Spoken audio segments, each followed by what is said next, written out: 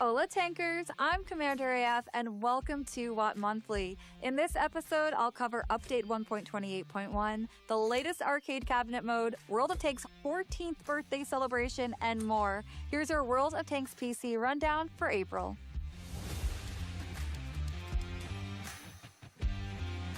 This is not a prank. You are cordially invited to join World of Tanks' April Fool's Day tournament series. These one-day tournaments are chock full of quirky challenges, wacky lineups, and lots of fun.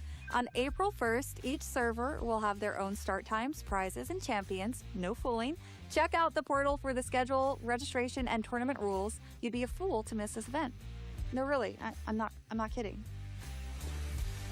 Let's keep the party going, Tankers! This April, World of Tanks celebrates 14 years in EU and NA and 13 years in APAC.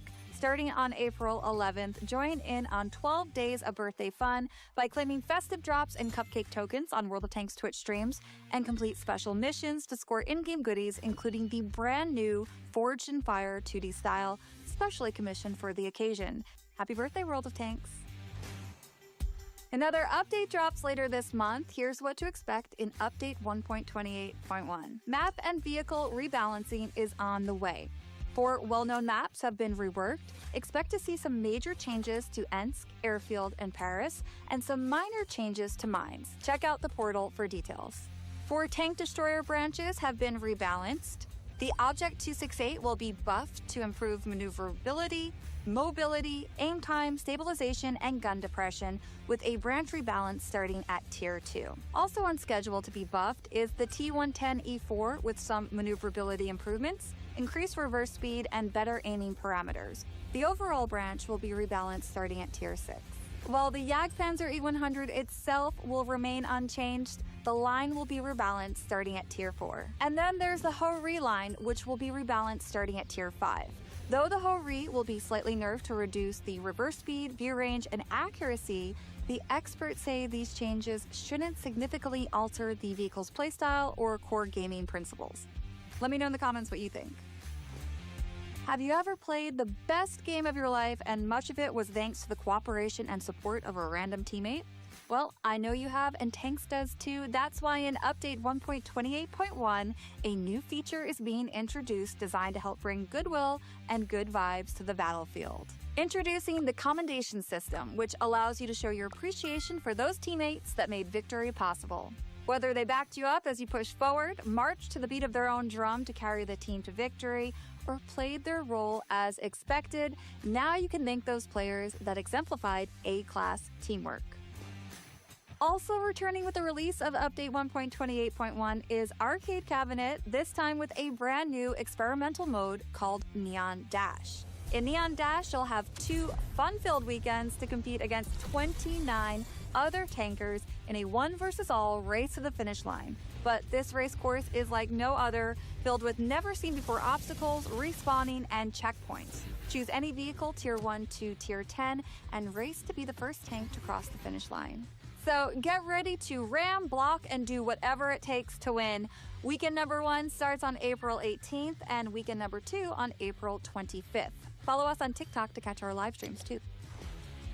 Last episode, I merely hinted at it. This episode, I can confirm it. The students from Girls in Panzer have made their triumphant return to World of Tanks. Inspired by the St. Gloriana Girls College, now's your chance to dominate the battlefield with elegance and guile in 2 brand new British vehicles, the Churchill St. Gloriana and the Centurion St. Gloriana, along with new crew members voiced by the original Japanese cast.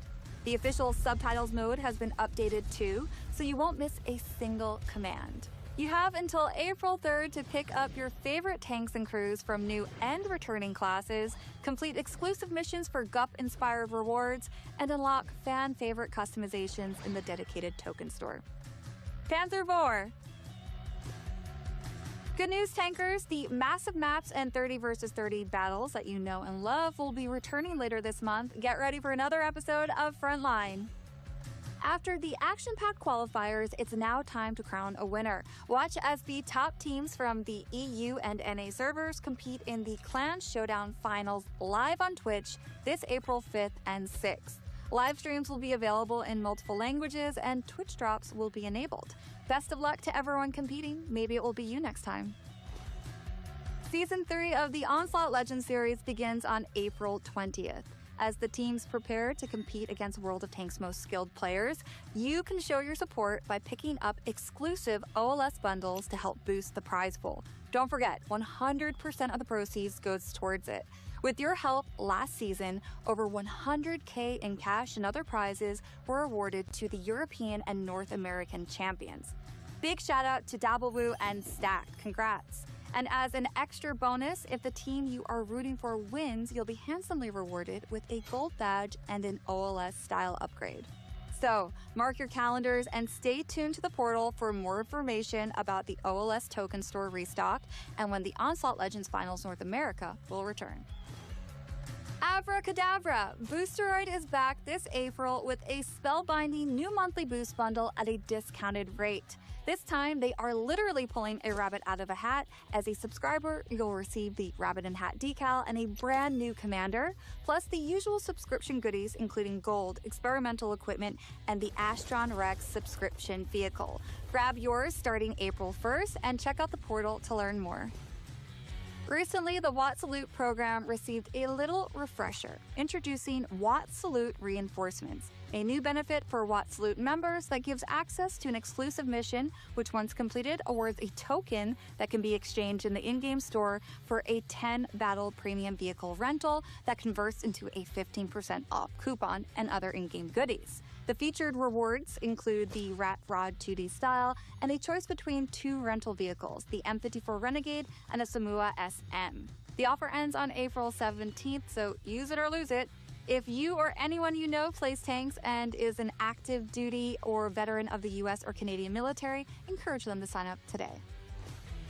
Alright tankers, as you can see, there is a lot of fun to be had in World of Tanks PC this April. Feel free to drop your birthday wishes or simply say hello in the comments below. And of course, as always, thank you for watching.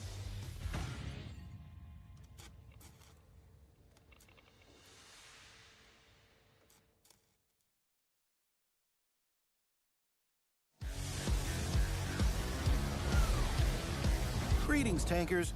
I'm your instructor, and this is Season 2 of Tank Coach. Here, you will learn all about vehicle types and their roles. Today, we'll talk about the most versatile warriors in the game. This episode is about medium tanks. They are typically vehicles with a reasonable balance of maneuverability, firepower, and protection. They're a good choice for a player who has already learned the heavy tank gameplay and now wants something more dynamic.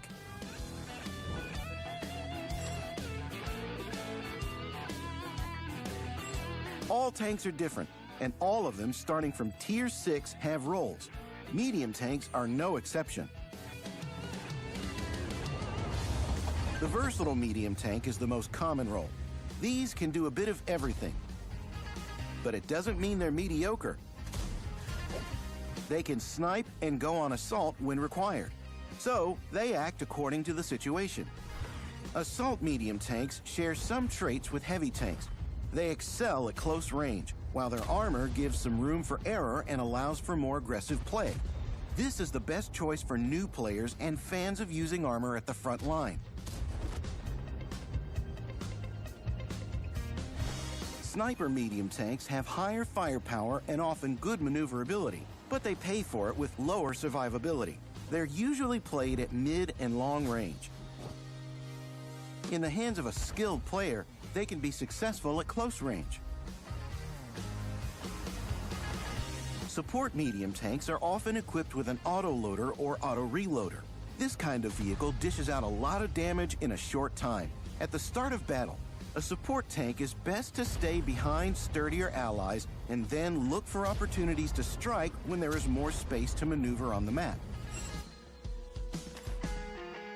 Let's say you've chosen the vehicle role. It's time to equip your tank for battle. Besides the classic Brothers in Arms and repair perks, take a look at Smooth Ride and Snapshot for more accurate fire, Concealment and Firefighting for increased survivability, Recon and Situational Awareness for better view range. There are many other useful perks that will help you become more effective. Train them and experiment. A turbocharger will make you faster. Put it into a special mobility slot. If you can use a gun rammer, just do it. A vertical stabilizer is desirable for most medium tanks. It's not fitted for low-tier machines, but the following two pieces of equipment can be used. Coated optics will boost your view range. They're useful to have in the second set of equipment that you can unlock with field modification. Improved ventilation is a timeless classic. It improves a bit of everything. It's preferable to use its bounty or improved version. Improved hardening will suit many assault medium tanks. So, you've equipped your tank and entered a battle. In a sniper medium tank, look for a position with bushes and lines of fire to the enemy. In a versatile medium, find suitable terrain for a hull-down position. In an assault medium tank, use a position for damage blocking on the front line. In a support medium, keep behind your allies and act according to the situation. But this applies to any role. If your team is left without light tanks, a medium tank can sometimes also play the role of a scout. But be careful. Tank safe positions, although not far from the front line. Use bushes, fell trees, and hide your hull using terrain and cover.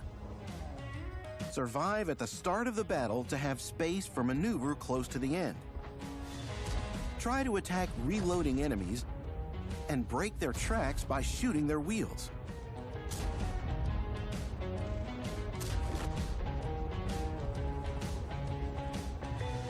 Remember that medium tanks often have a better rate of fire than heavy tanks and tank destroyers, so you can trade one enemy shot for two of your own.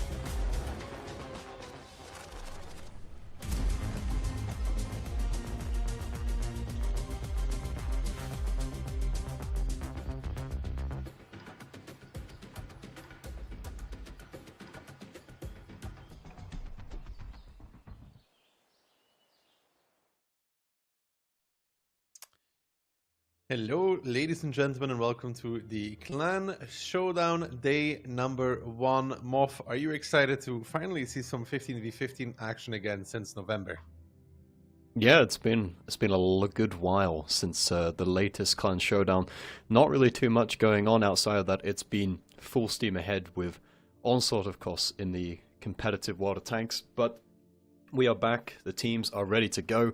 We've already had all of the qualifiers group stages. This is the playoffs. These are our 6 teams that we've got today. We've got 4 matches. It's going to be the first one up, though, Rix versus Aurora. Yeah, Rix versus Aurora, maybe a match you didn't anticipate if you are a enjoyer of 15v15 tournaments. You may be wondering, how does Motivatia end up in the lower bracket? Well, Rix actually won their group, with Motivatia taking only 3rd in that group, which means that they're in the lower bracket now. So for Aurora, Rix, Invil, big opportunities there, because Motivatia was the only team in recent history that was able to stop Invil.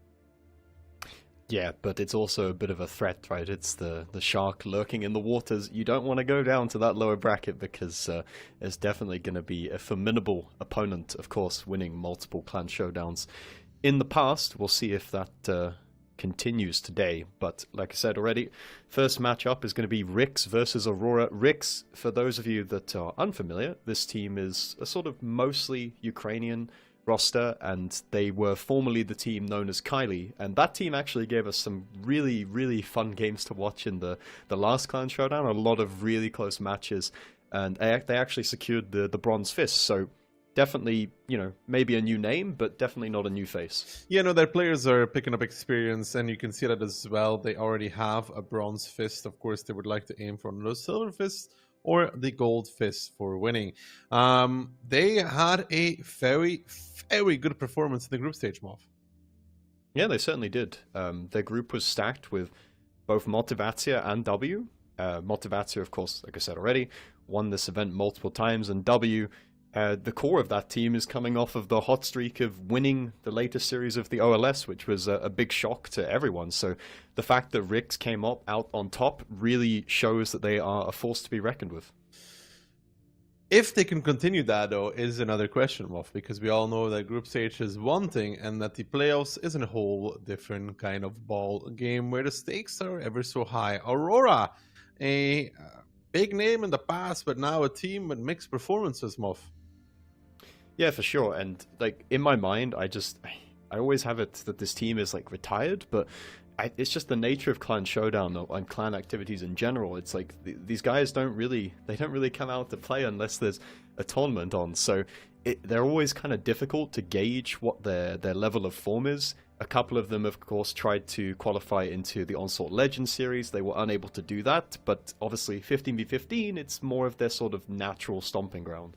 Yeah, 15v15 is indeed the map where or the format where they made their name back in the day, but recently struggling to qualify for both 15v15, 7v7. So will the motivation be there for Aurora? That's a big question.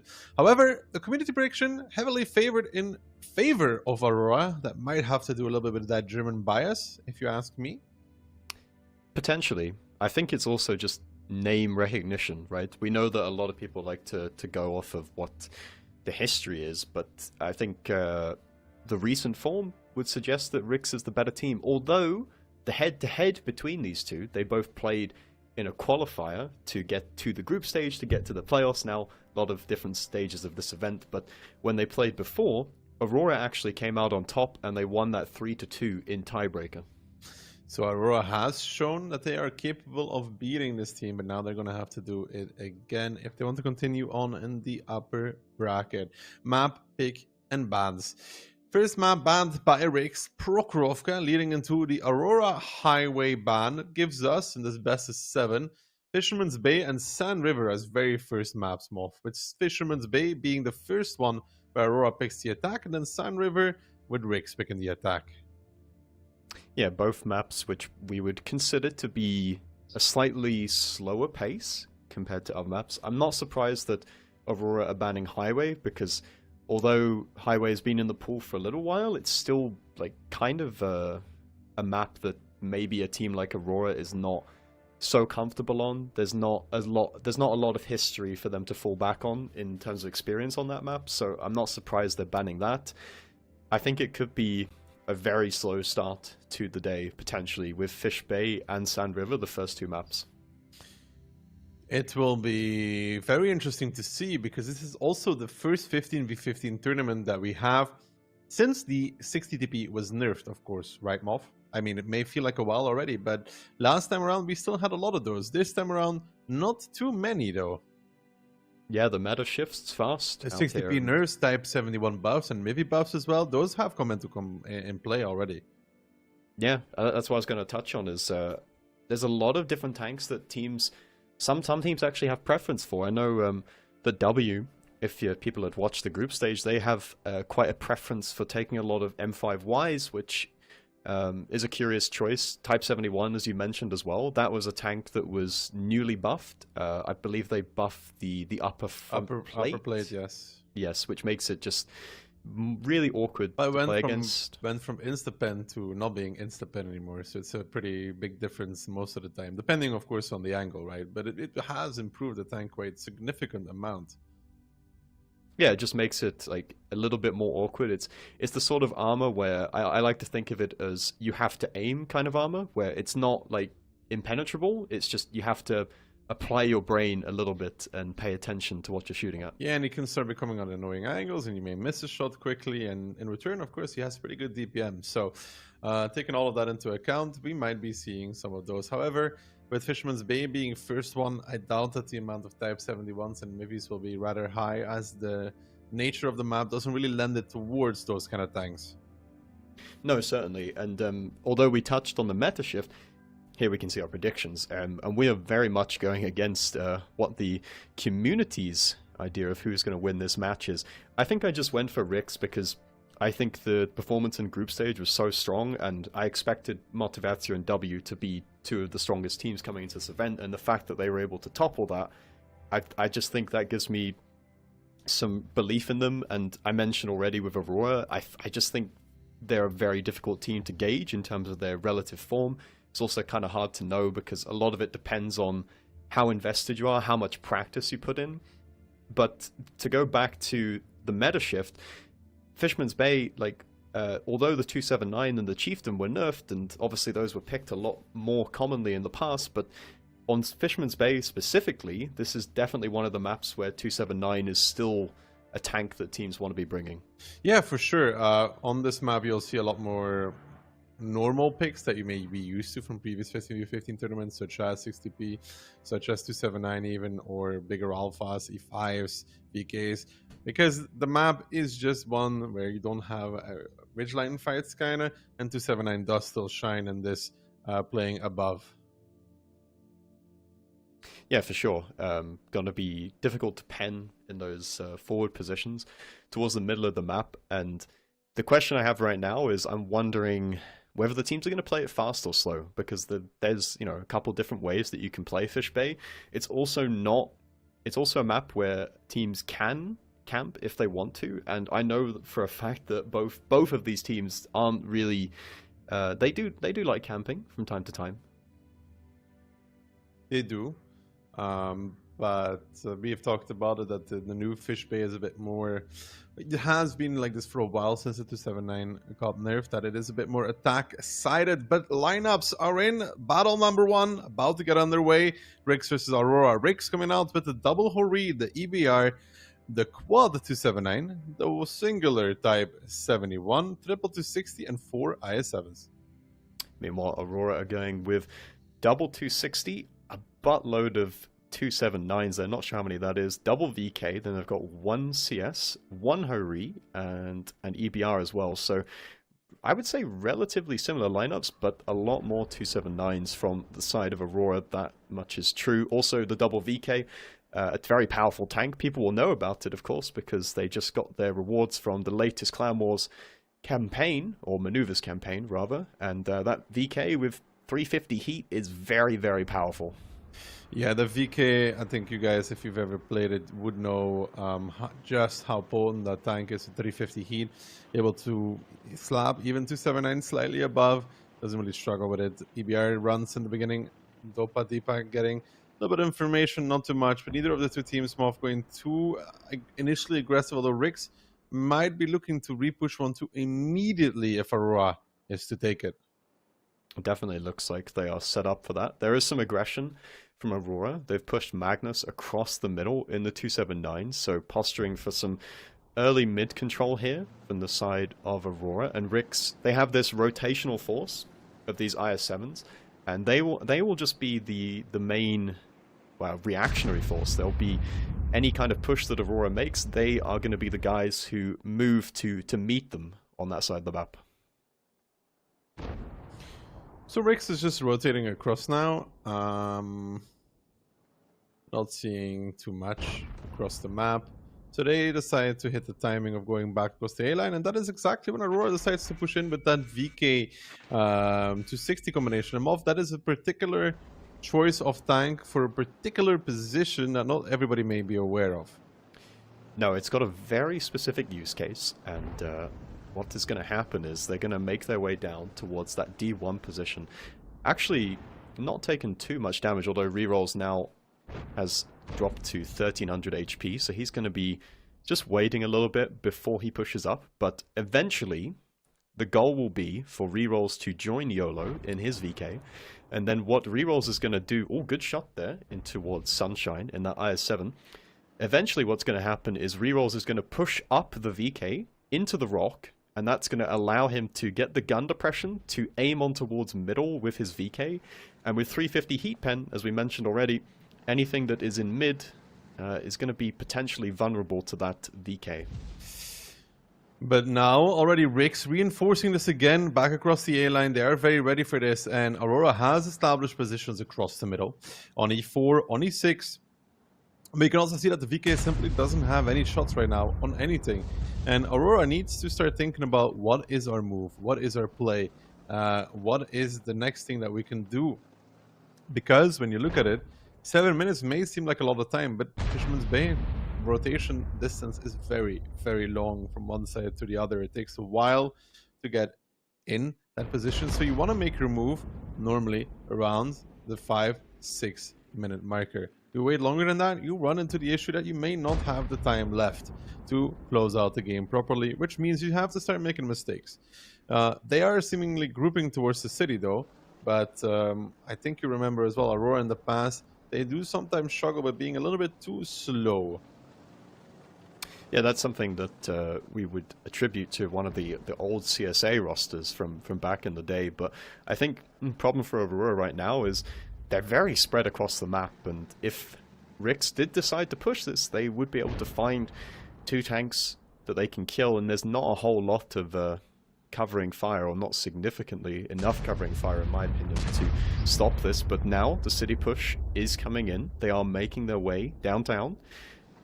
They're not spotted at the moment, which is, I would say, of critical importance, because it's going to allow or not give Rix enough time to react as they would want. Yeah, and Rix will potentially need to repush 1-2 line. Unless they want to play it out until the very, very end, which is a very hard thing to do, Moff, when you're just camping with so little time left. But Aurora again stopped Moff. And again, I would like to say I think they're a bit slow. Yeah, I think they're just aware that there could be some sort of trap in the city, so they want to cut all their corners, clear all their corners, but never mind that. Callium pushing straight in. They find that kill on towards the IS-7, and that's going to take away a fair bit of vision control for the side of Rix. They've now been pressured back all the way into the corner of the map. The city push is coming in as well. There's a couple of guns spotted out on the side of Aurora. And how do Rix react to this? Like you said, are they just going to try and cling on and hold on to what they've got already, or are they going to react and try and make the game-winning play? Well, 4 minutes will be roughly the time when Aurora has left, when they've cleared all of this space. They're doing it slow and steady, and I personally think this can still come to bite them. The pace that they're currently taking, how slow it is. And Manera and Evil, they will probably die for this. I mean, most likely they're going to die for this, but it's going to take some time off. I said around 4 minutes when they clear the city, but the way Aurora is moving, it's looking like 3 minutes and 30 seconds, and they still need to chew through the majority of the Rix team after that, Moff. I don't know if they've left this too late already.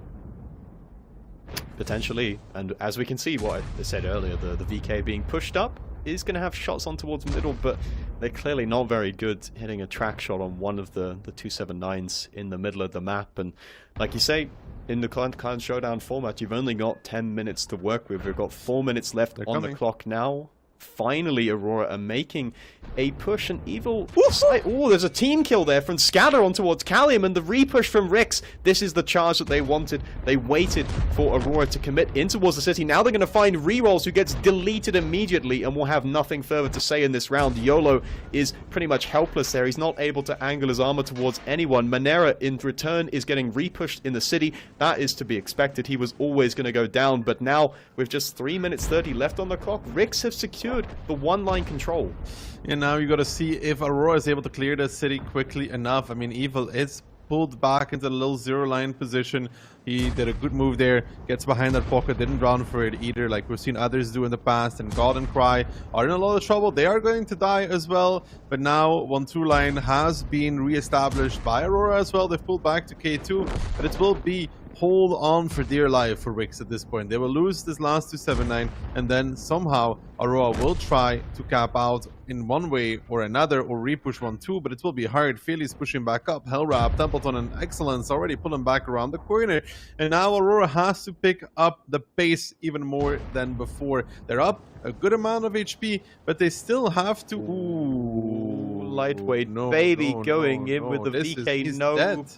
Back up. Is he dead? I think he's dead. He might be able to get out. No. He's got to raise his turret above the water. It's fine. Oh, he gets a good sneaky shot there. He cannot go for that because Evil will instantly drown him the moment he tries to push forward. So I think he just needs to control. They find that 279 in the middle. Fili Kacha coming back on 2 minutes and 18 seconds remaining. More damage being dealt. The EBR retreating from Rix as well, and Aurora still need to clear that position. Fili takes another, now trying to peek, trying to get some info, but those 279s are currently not able to do too much from that position. A good child coming out from the back lines, and now the A-line push coming into effect with Link leading the charge in his 279. They do get across, they do clear all the angles, the positions. They're now under Rick, who were forced to hold on for dear life, but Dopadipa is actually dead in the EBR. That's a very important kill, because it means that Alex in his EBR can now sneak onto the cap. Baron also taking the outside of the 2-line, and this chokehold on the Rick side may be too much for them to handle. Magnus coming in as well, more tanks joining, and who is going to spot the cap here for Rix is the big question, because in the HP department, they're not doing that badly, Mov, but they have zero vision with the EBR being dead. They do, and I think even more importantly, the EBR could technically cap this out by himself. Evil has died as he tries to cross back. That water position in B0 is very, very tricky to navigate. It was impressive that he managed to stay there for so long without actually drowning. Prior to that point, double cap is on now, 26 seconds left on the cap. Someone from Rix is going to have to send their tank in, sacrifice himself for the team, and somehow try and spot this cap, but it is going to be very difficult when every gun from Aurora is going to be trained on towards that part of the map. They're now driving through the open. You can see on the minimap as we're watching this one-line brawl, they do manage to reset the cap by killing one of the tanks, but there is a shield for Alex, and he's got a bush as well in that EBR, and he can still solo cap this. He is about 3 seconds ahead of the end of the battle timer here, so as long as he doesn't get reset, Aurora will be winning this round, and there's only one Ho-Ri who is in position to reset. There's an IS-7 driving across the middle of the open. I'm not sure. And even if he makes it, the VK is now coming in as well. Lightweight Baby has killed the 1v1 on that 0 line, and he will make it in front of Alex. So even if the IS-7 was to spot, it doesn't really matter. Even if he will get a few cap points as well, which will speed this up. And now Alex gets spotted out. Oh, he got reset! He got reset! They hit him! They actually hit him! It's gonna be Rix after all to win it. I thought he was well covered, but not the case. Rix pick it up in the last second, and I guess we can say off that after all, Aurora did wait too long, even though it didn't look like that. Yeah, always easier to say that in hindsight, but it looked like they had it under control, and I was about to say Lightweight Baby doing the absolute Chad play, getting himself set on fire and blocking that cap, but somehow one of the 260s, I think, was able to just get a reset with HE on towards that EBR. You could see Alex was he was moving backwards and forwards a little bit, a bit nervous about him potentially being exposed to one angle or the other, and in the end, Rix clutch it out. And this is the same exact kind of vibe that the formerly named Kylie team had. They had so many of these like clutch rounds that came down to the last second, and they're just about able to hold on. Shout out to the Ho-Rees. That's a lot of damage. That is a lot of damage. From 404 Flash doing 7.9k. The Ho-Ree, of course, is not in its nerf state right now. It's still a very powerful tank. Know if it will not be picked anymore after. It will just be a little bit more derpy, Moff. You know, it's still it's still retaining its pen, right? And I think for the Ho-Ree, for these kind of battles, the pen is what matters the most. I mean, maybe they'll slap and improve the aim unit instead of events, you know, or whatever, right? But I don't know if they'll stop picking it. I don't see why. That's a very good point you make, is that it's still going to maintain the 360 AP pen, which is very powerful, also with the normalization on that. Very, very useful. Like you said, I believe the nerfs on the Ho-Ree is going to be to dispersion from 0.36 accuracy to 0.34 accuracy to 0.36. There's some reverse speed nerf as well. There's also some view range nerfs, which are kind of not as important as the accuracy, but in this game, the Ho-Ree still comes in clutch. It is an absolute nightmare for super heavies to deal with such high pen. Yeah, so good stuff there from Rix, but yeah, Aurora, I mean, they had it. Then again, though, Moff, where they had it, you know, they were relying on the EBR to fully cap out, and we can say that this is a mistake most of the time, that you have to rely on the EBR to fully cap. When you see that one reset ruins them, you know? So they did leave it too late. They left themselves too little time to really be able to deal with the situation better, in my opinion. You don't want to put all your eggs in one basket. And specifically, all the eggs were in Alex's basket in that EBR 105. And like you said, potentially, if they were able to go through their processes a little bit more, clearing their corners a bit faster, they could have allowed themselves enough time to avoid the threat of a reset like that, a clutch reset. But as it is, you got to move on. Rix take the defensive round on Fisherman's Bay. Now they're going to be moving onto the attack. Yeah, I don't know. Aurora, it reminds me, I think Volgus was the other team where I made this observation a lot, where Volgus can be relatively slow as well from time to time, and as a result of that, leave themselves with too little time. And I guarantee you, if Aurora has more time here to go through the processes, they will be in better positions to deal with this game. But they have to forget about that and move into the second game here, where they're going to be bringing triple Ho-Ree, an EBR, a 907, triple E5, and the rest 279s. To be honest, I have no idea what you said, because once again we were experiencing technical difficulties, but I'm sure it was some wonderful words of wisdom going on. And you can see the lineups. We've got Rix against Aurora. Again, we're experiencing some technical difficulties. I will fix that right now. We are back. The lineups are revealed. Sorry for all the very first random game. Made absolutely no sense for there. Aurora on the defense. Aurora into their defensive round, and we have to see exactly about the Ho-Ree being a very powerful tank. They're bringing 3. Yeah, they are bringing 3. I think we were overlapping a little bit more because of technical issues. But yeah, it is an interesting lineup with the triple Ho-Ree, but it also can bite you, right? Because the triple Ho-Ree isn't always the greatest tank in the world if you need to move with it later. Yeah, it can be a bit awkward there, and you can see they're making the nest.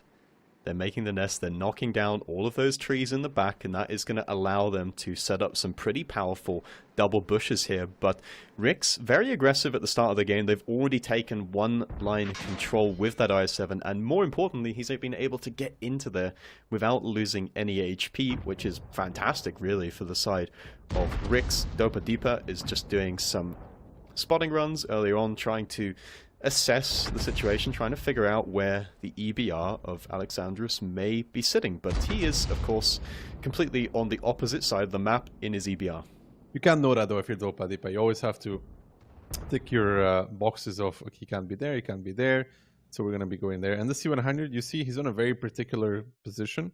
He's also in reverse, so he can run away rather quickly. And again, it will be a very slow approach from both of these teams, just like Rix, Aurora sitting back and mainly defending this 1-2 line. And this 907 pick from Aurora, just watching the city, and I guess he's picked because of speed as well, Moff, right?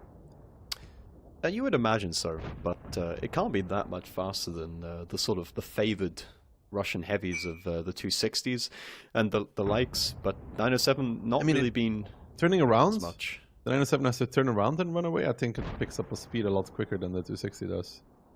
I'm not sure though. Or unless 907 is just like gonna be sitting there unspotted, because like why else would he be there on the 8 line instead of indeed one of those 260s? True. It's also possible the 907 has very good base camo, so he might have a later... Yeah, there we go. He's knocked down a tree, which is going to mean that he can passive spot there without That makes a lot of lit. sense. Yeah, it does make a lot of sense to put the 907 there. Just going to be spotting that city, and it's pretty much just rerolls on that side of the map. The entire rest of the team is holed up in the top left-hand corner of the map. Again, we're gonna make the same kind of assessment as we did for Aurora Mov. 6 minutes, ideally. 6 minutes when you make your move. It leaves you with enough time. You would think that 6 minutes is a very long time, but you saw how bad it was for Aurora. This 1-2 repush from Briggs caught so many things and brought them so much time that they weren't able to have anything else but a cap play. You don't want to be resorted to just capping. No, certainly, and I think what's kind of ironic about this game is that the 279s from Aurora are actually in the prime position that you could farm them in the VK from the D1 position. Rotations being made now. Yeah. They've got a grouping up of Ricks already towards the town, and that's going to make Daki very happy because they are being very, very fast with this play. They're going to do it about the 6 minute mark. So yeah, the only thing to note here, Moff, is like, look how empty 1-2 line is. Yeah, there is nothing to push into. I mean, there's an IS-7. But that's fine. He's selling the bait, right? That's his job. They will get nothing in the city, though, in return. Like, rerolls should not die for this, I would say. Actually, though, if they drive straight, like, if they just come around that corner and they push and they don't stop, they go from the left lane, I think he's dead. And then it will be 1-for-1 trade, you know? I think it will be very difficult for him to get out anyway, just because there's so much open ground for him to cross in order to get into any kind of safe position where his team can trade him. I think, like you said, there's one tank on either side of the map for both teams that's going to be pushed in towards some more technical difficulties there, but we will never mind that. Rerolls does get the spot off. He only lights 2 and then immediately starts running, so it's a race against time now. Can Rerolls make it out in this situation? They are going from... I don't think he makes this out. They're going from the left. This is the problem that I raised for rerolls, is that if they go from the left, I don't see how he makes it away fully. And Aurora is not going for the classic 1-2 line repush. They're going for the A-line cross. Now, they are so late on this move. They are, but are they going to get spotted? That's the thing. 1E5 of Benzo gets spotted, and the punish starts to come in. Some shots potentially from the middle of the map, and I'm not even sure they're reinforcing with enough guns to try and hold this side of the map. Ricks are here with about 7 guns here, and Rerolls just hiding behind this building, just waiting for his team to try and come in to support him as Ricks look to push in. There's so many guns from Aurora sat behind one building. They've got to cross open ground. They need better positions. They're getting crossfired from the middle of the map right now. The E5s are going to be better against the I7s with the DPM, but they've already bled quite a lot.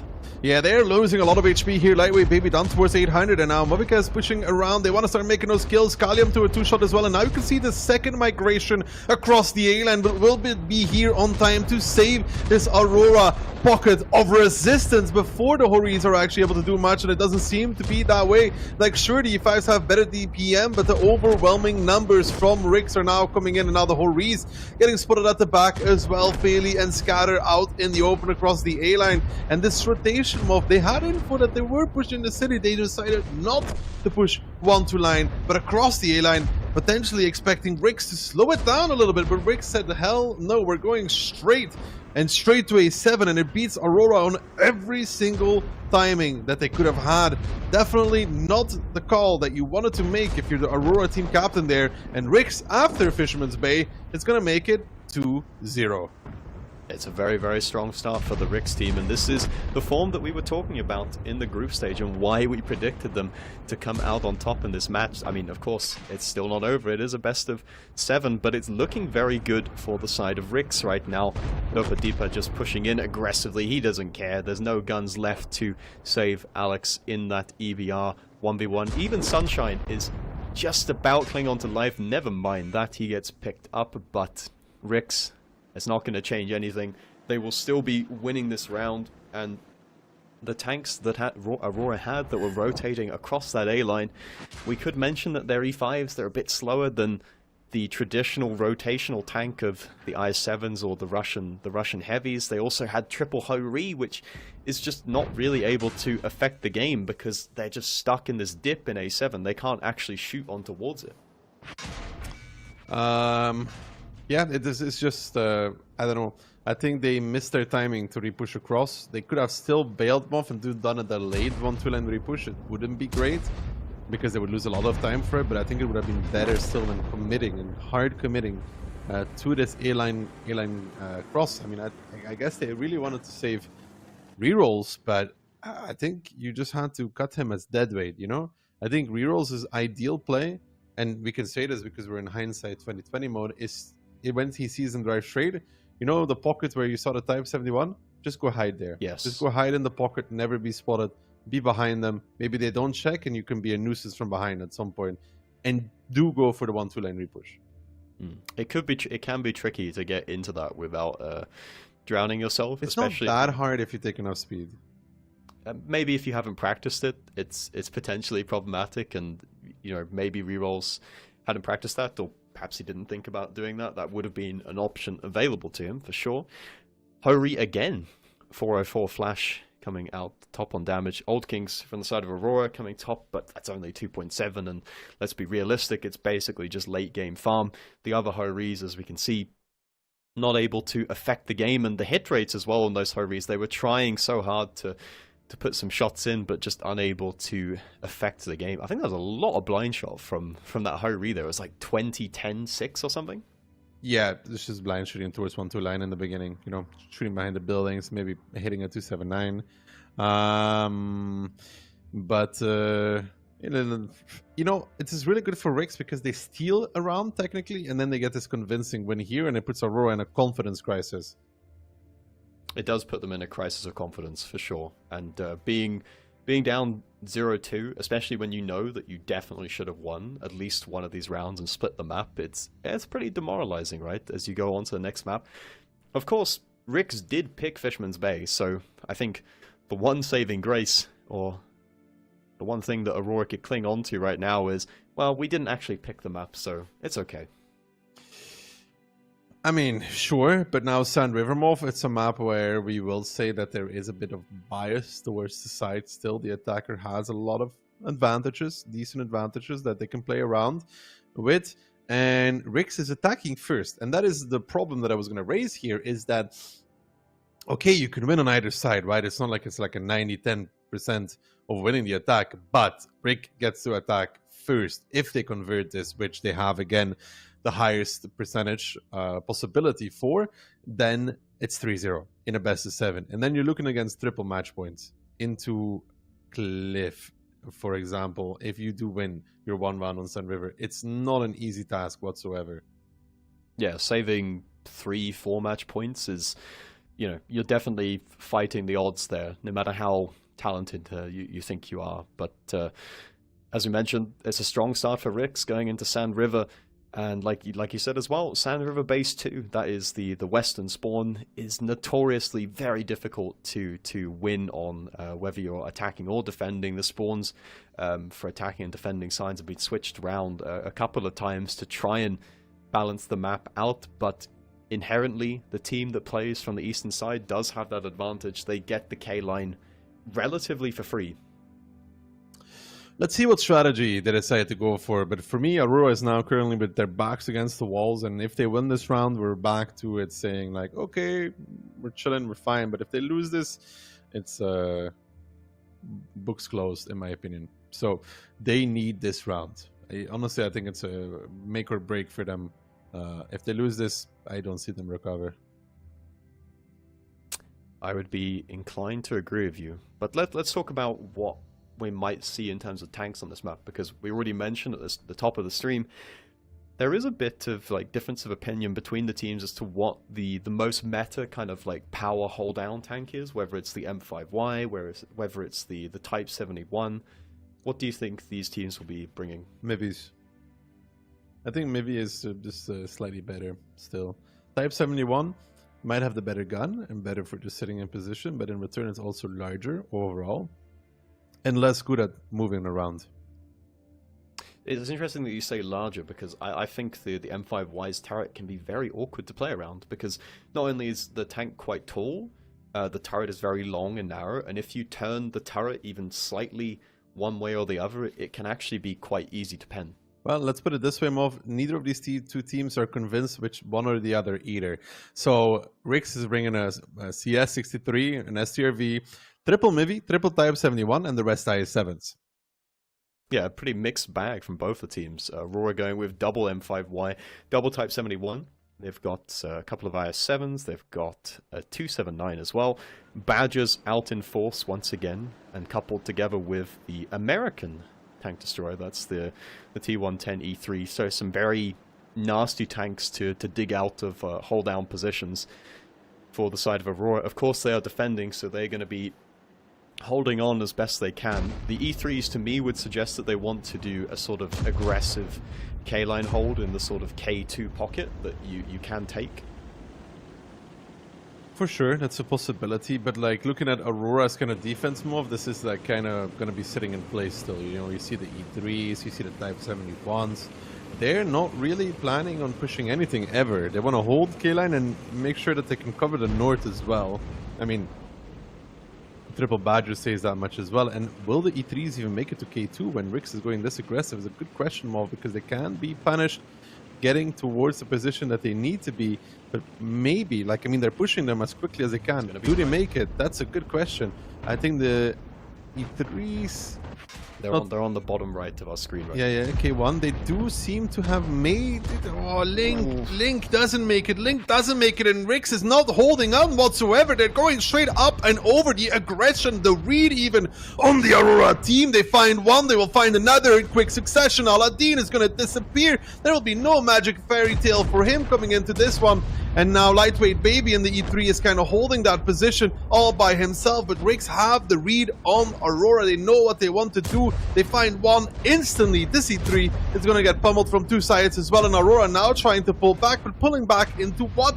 The Badgers from behind. That's not going to do nearly enough. And Rix have found a timing in battle number 3. A beautiful one as well. And the snowball, I don't think it's about to end anytime soon. No, they are just going to keep on rolling with that advantage that they have secured in the early round this game. The lineup from Aurora seems to be extremely telegraphed with the triple E3. Even I was aware that they were probably going to go and hold in the K2 position. It's something that we have seen teams do before in the E3. Even with being boosted by the IS-7s, they're still unable to get to position on time, and Rix, they just keep going. It is going to be 3-0 in this matchup, and further proof that this team really is here to play in this Clan Showdown. Really, really good stuff there from Rix. A quick and decisive play on the Sun River. They find Aurora before it's truly established into position, and as a result of that, Aurora is now facing 3 match points against Rix, which are looking to put themselves into that upper bracket finals already. It started off grim for them, but they recovered, and now the next 2 games pretty solid. I think that's the sign of good teams, right? Great teams, even, is that you've somehow managed to win these games that you really have no right to win. And on the flip side of that, we've got these absolutely dominating ones where Aurora didn't really have a look in whatsoever.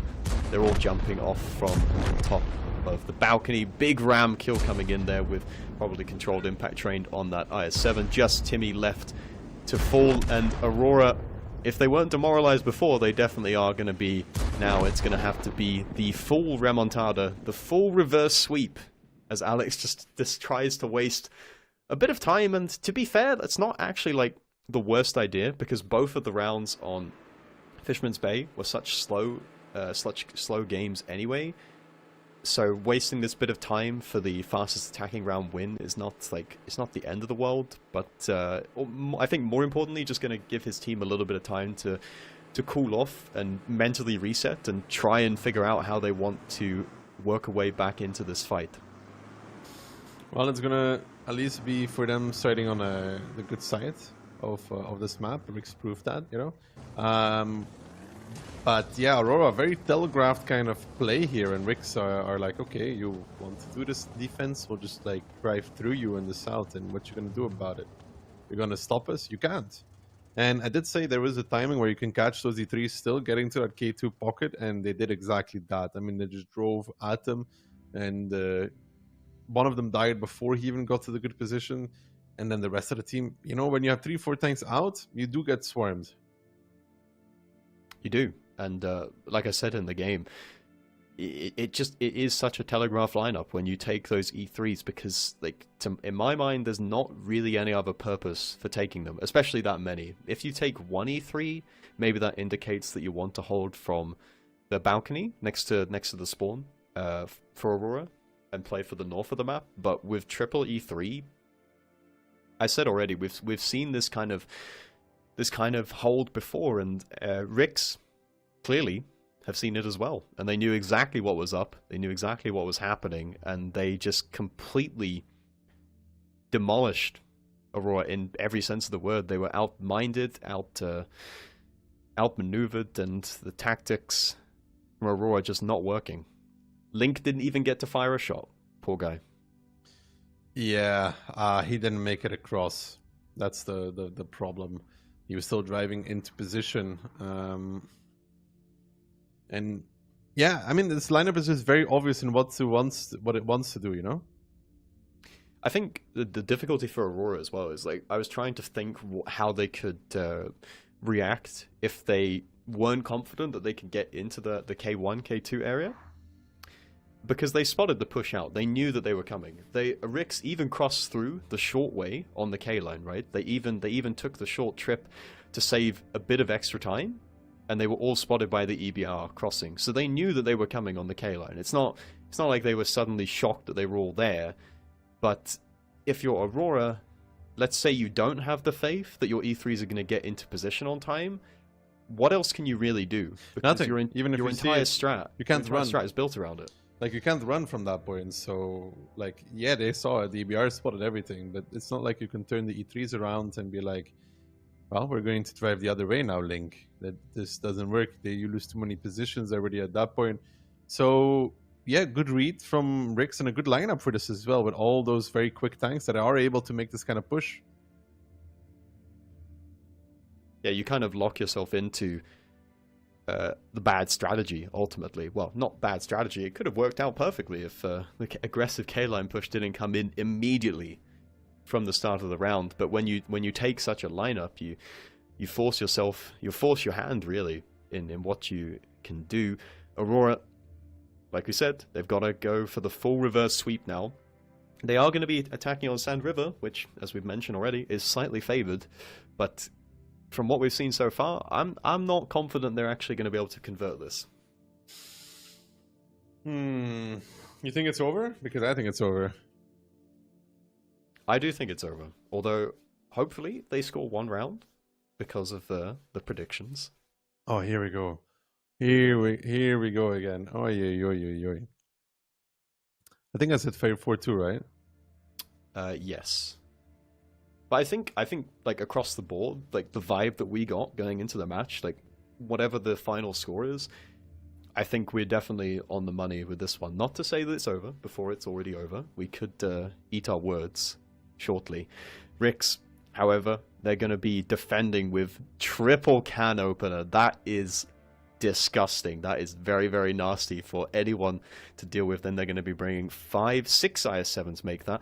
Double M5Y, 1 CS, double 907, and an STRV. So actually a couple mediums.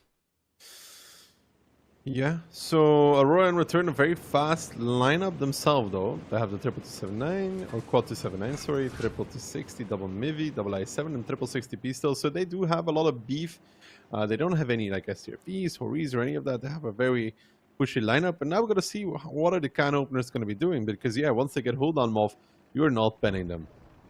No, it is borderline impossible to pen their tank unless you're rocking something like a Jag Panzer E100 with 420 heat scatter. Takes a shot, crossing towards the north of the map, and Rix are actually quite split across the board. They are playing predominantly for that K line.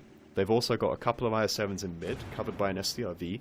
One of the CSs is spotting the cross early on at the start of the game. Then they've got the double 907 and IS-7 in the north of the map. But as it is at the moment, Aurora aren't really interested in playing fully for that K line. They've just sent double IS-7 up into the hold down in K4. Rix now pushing forwards towards them. Are they going to go for the immediate overpeak? Because there is a lot of covering fire here from the side of Aurora.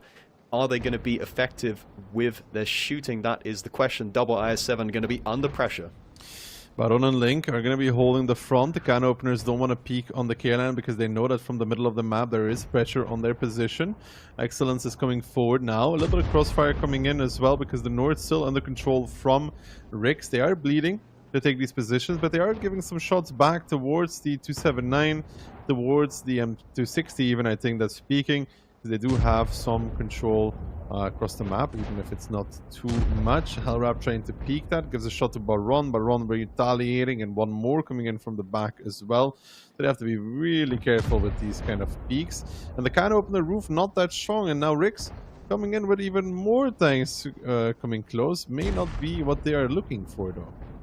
Yeah, and you can see the different angles that Aurora are able to take with all of their snipers, that it is just very, very difficult for Rix to make this push, but they've called it. They're finally going in here. They're going to try and focus out these two IS-7s. Double IS-7 may not even go down here. I'm not sure they've actually committed with enough. They probably will find the kill on towards Link, but how much are they going to trade for it? That is the question. It's going pretty decently actually. Once they kill off Link here with the remainder of their force, they're going to have established a deep K-line. They might lose Movikes if he also needs to make sure he doesn't shield, of course. There we go. God picks up the kill, and now Aurora's trying to push through the north, but 4v4 in the north. They were not in an advantageous position right there. Leon already crossing over, and now they see the 907 in the north. Benzo is like, where am I supposed to go? Alex in the EBR explodes one way or another as well, and now this is pretty much how Aurora's last 3 rounds have been going from left to right to everywhere. Benzo and Leon literally on a touristy trip across the map right now, do not understand what is happening, what has happened, but they will understand what's coming for them though, because now Rix taking the rest of their team, Dopa Dipa, Manera here, starting to pressure back on the 7-8 line as well, and they are still yet defending. Yeah, I thought it was going to be a bit awkward for Rix pushing out that K-line, but I guess ultimately, as long as you actually kill the double IS-7, it doesn't really matter how poorly you trade for it. They even got Movic still in his IS-7 on 38 health, just trying to hide behind that wreck because he knows for a fact that they will be loading up that HE. The repush is coming in on the K-line from Aurora. This is kind of a desperate move that they have to make. Meanwhile, they're getting pushed in the north of the map as well. Benzo is going to be down and out here. Leon is going to follow him to the grave shortly as well. Manera might even be able to just 1v1 the pair of them in this situation. Leon is going to be falling. Meanwhile, the repush on the K-line doesn't look to be going very well either. The double 60 TP, the triple 60 TP even, it's going to be a very, very long and slow repush. But when they eventually get to position, they are going to be able to peak these IS-7s. But there's just a lot of time that's already been wasted on the clock, and Rix have full north control. Yeah, Rix was losing this JK line. There was a good angles, good damage coming in. When the Nord gets cleared, those I7s on the K line are also a bit in trouble. But now they've pushed back up, and what have they achieved? Look at the Rix position. They have all the way to A0. They have locked at least 3 tanks from Aurora in position with slightly more tanks of their own, but they can afford this because they also have more tanks to start with. Old Kings and Lightweight Baby here progressing on the K line. It's not going to do too much because the SCRV is in position to punish any potential overpeak, and the rest of the team will simply not expose to them. So now, how, if you're Aurora, do you clear this MOV? What do you do? What are your moves? Because I'm not seeing any, especially also because the EBR has somehow died. Yeah, the EBR fell earlier in the round. I think he just got caught out in in middle somehow, but those double IS-7s, they look so tantalizing. The 6TPs would just love to overpeak and find those kills, but they know the positions from the IS-7s. They've actually done quite a smart move here. They've just pulled back a little bit behind the ridgeline slightly, which just makes it so much more difficult for these 6TPs to overpeak and find those kills without bleeding their entire HP. And of course, Sand River Base 2, Rix, they are defending. They don't actually have any obligation to do anything further in this round. They have taken all the positions and the advantage that they want. As long as they just hold out from here, they're fine. So that's the whole issue here for Aurora. And now also Rix is just starting to pull back, let go some control over the map to get back into a deeper position, force Aurora to clear every nook, every cranny, make sure to check every angle as well, and have Stranglers left behind. Evil in the can opener even peeking Bunza a little bit, wants to go for the kill here. It's a bit greedy instead of backing off. Can he get it? Nope. Magnus picks up the kill from the middle of the map, but Aurora is doing a good job here at wrestling back, a little bit of control, a little bit of that map back their way, but it's also because Rix is giving it to them, and they still have only 3 minutes and 15 seconds to clear the rest of the tanks. God and Loop are the next roadblock here, but once those two fall, you're still into the same problem that you have a lot of more ground you need to take clear before you even get close to the base. And we could see in the meantime as well the rotation coming out across 1-2 line. Old King's now committing in. He's going to go for the kill on Loop. The SCRV finds another shot though. Old King's down to 700. He bounces as well. He's going to die for this little play, and Lightweight Baby might be in trouble as well if he can roll this the IS-7 at 766. I don't even think he's going to be able to go for this. He's trying to pull back, and another kill coming out. This time it's the SCRV on Bunza. Hell Wrap in Paradise re-pushing Lightweight Baby, pulling back. And now I think they've come to the realization that they are not able to clear this, and that their hopes of even winning a single round in their first playoff match is disappearing altogether.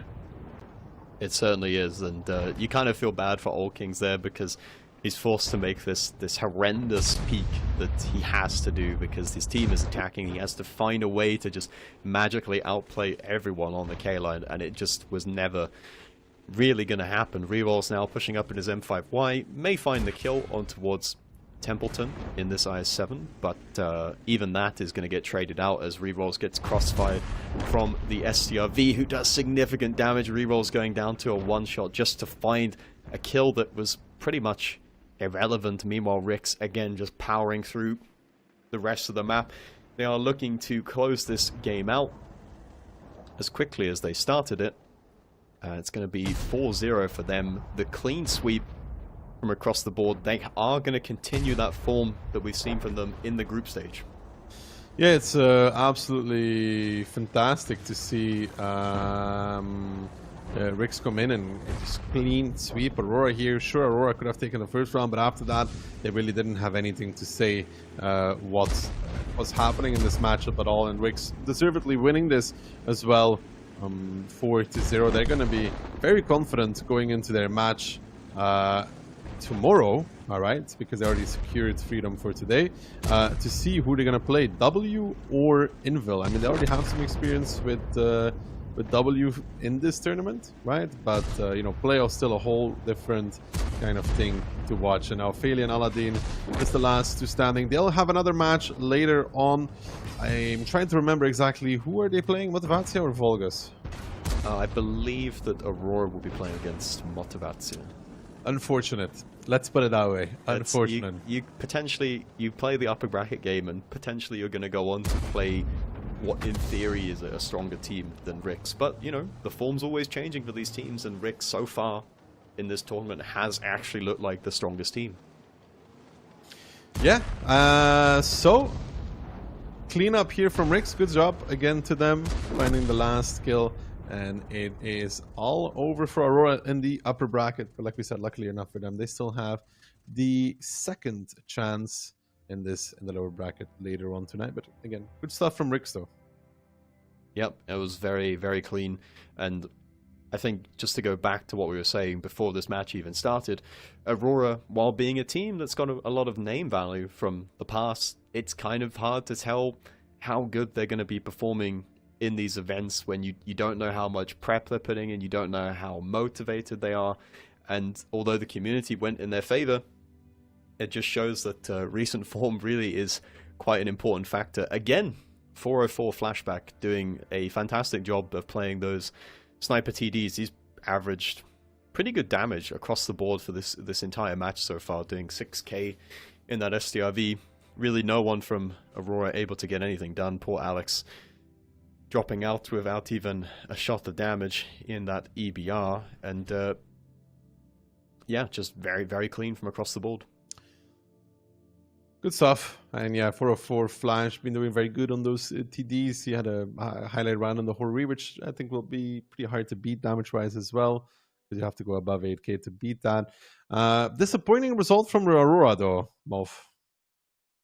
It's definitely a flat performance, right? Very, very underwhelming. But, I mean, they should have picked up at least one round from that Fisherman's Bay. But I think after that, none of the rounds were really competitive. No, it wasn't. It was only the first round that gave some hope, you know?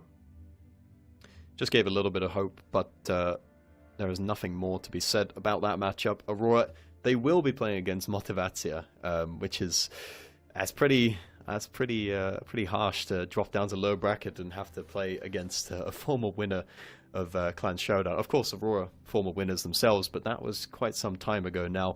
Rick's going to be going into that upper bracket playoff final, which means that they're going to be facing off against either Invil or W, which is both of those teams quite formidable.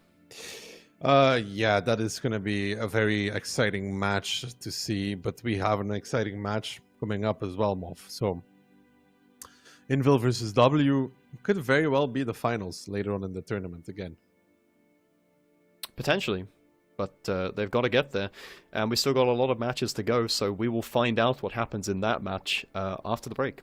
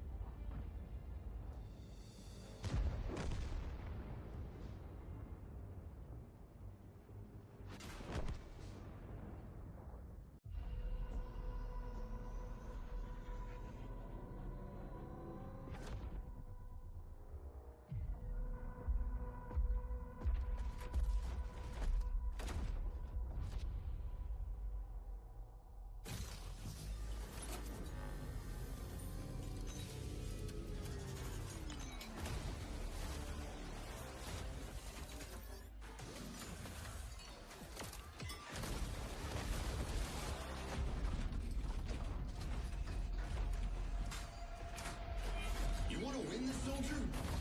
Let's go. Time to smash some heads.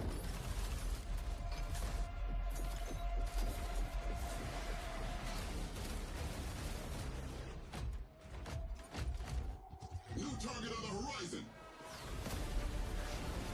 Every misdeed has a price. Are you prepared to pay for yours? A quick death, the only gift I give to the opposition. Keep your friends close. And your men closer. Enemy disintegrated.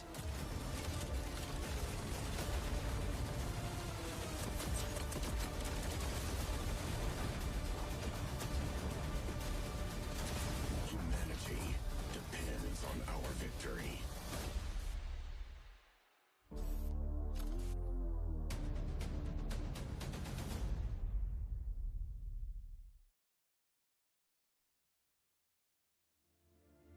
Well, hello there, and welcome back to the second match of the day. And Ducky, I think we're in for quite the classic. It's going to be W against Invil. Yeah, I think this is going to be a phenomenal match to watch. I mean, especially because W, or a part of W, the core, you could say, comes off of this hype of winning OLS.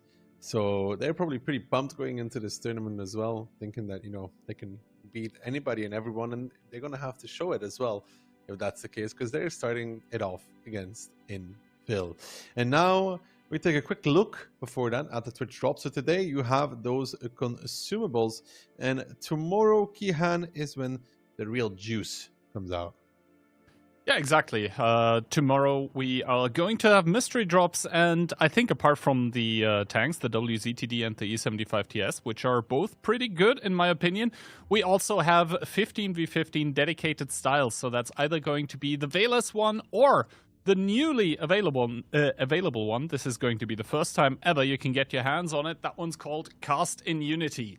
But now on towards the match, and rather the teams. We see W coming in with triple silver fists. So basically under this name, they've never won gold fists, although some of their players might have some. Yeah, I mean, Mentos coming into W. He's playing with them in the 7v7. But here is the big one. Invil. Yeah, a lot of second places as well. I know, because I gave them quite a few of those myself. 9 gold fists. Yeah, 9. Exactly. And for Call Me Piotr and Monster, the two players on the top left, they are actually battling it out for their 10th one. That means they would be the first 3 marked gold fists in the world. Now, community predictions coming in, 67% for Invil, 33% for W. I can see it, to be honest. Yeah, sure. Depends who's more hungry, you know, who's more willing. But yeah, Mentos facing off against his old team. I honestly think losing Mentos is a very big loss for Invil. He had a lot of highlight moments, and Invil saved them at difficult times as well. His jumping the rail on Prokhorovka comes to mind. So him being in W is amazing for them, because he is one of the best EBR players to grace this server. Map pick and bans though. Cliff and Karelia being removed gives us Live Oaks' very first map, Kihan. A map traditionally Invil did not like. Yeah, exactly, and that is maybe why W picked it. And then we are going to go to Prokhorovka, which is actually one of the Invil signature maps. We have seen 260 or 907 aggressive overpushes from either attack or defense. That was always a joy to watch.